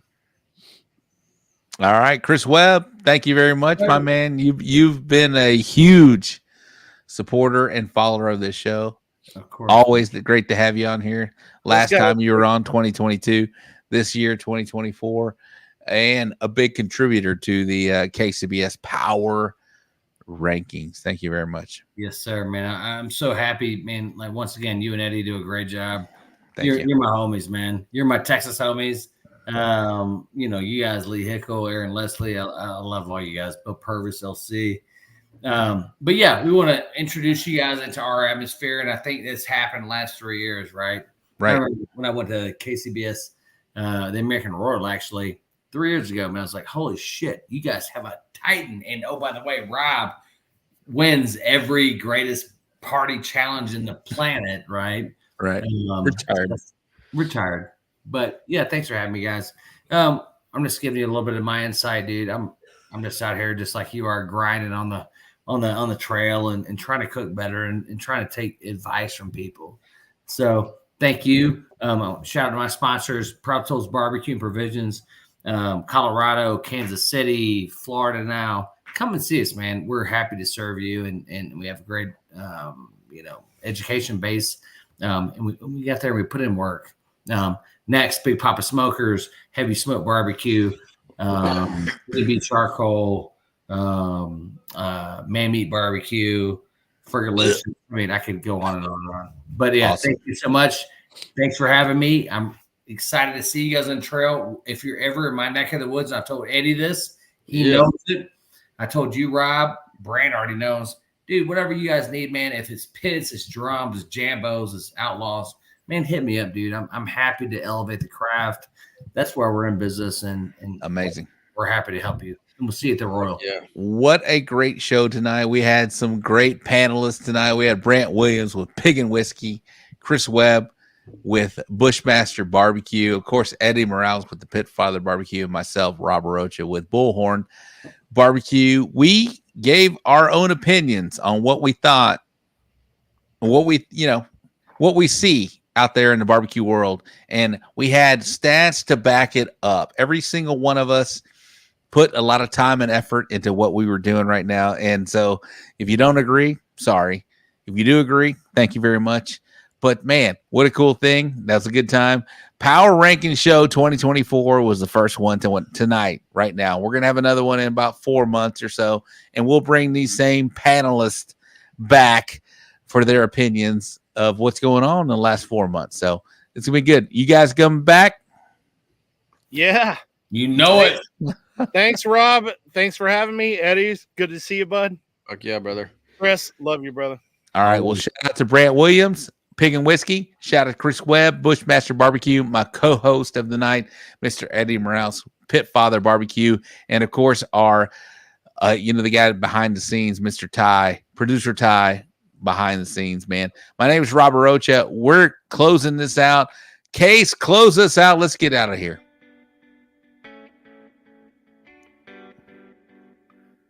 Good night to all of you wonderful people in Barbecue Nation. You too, California.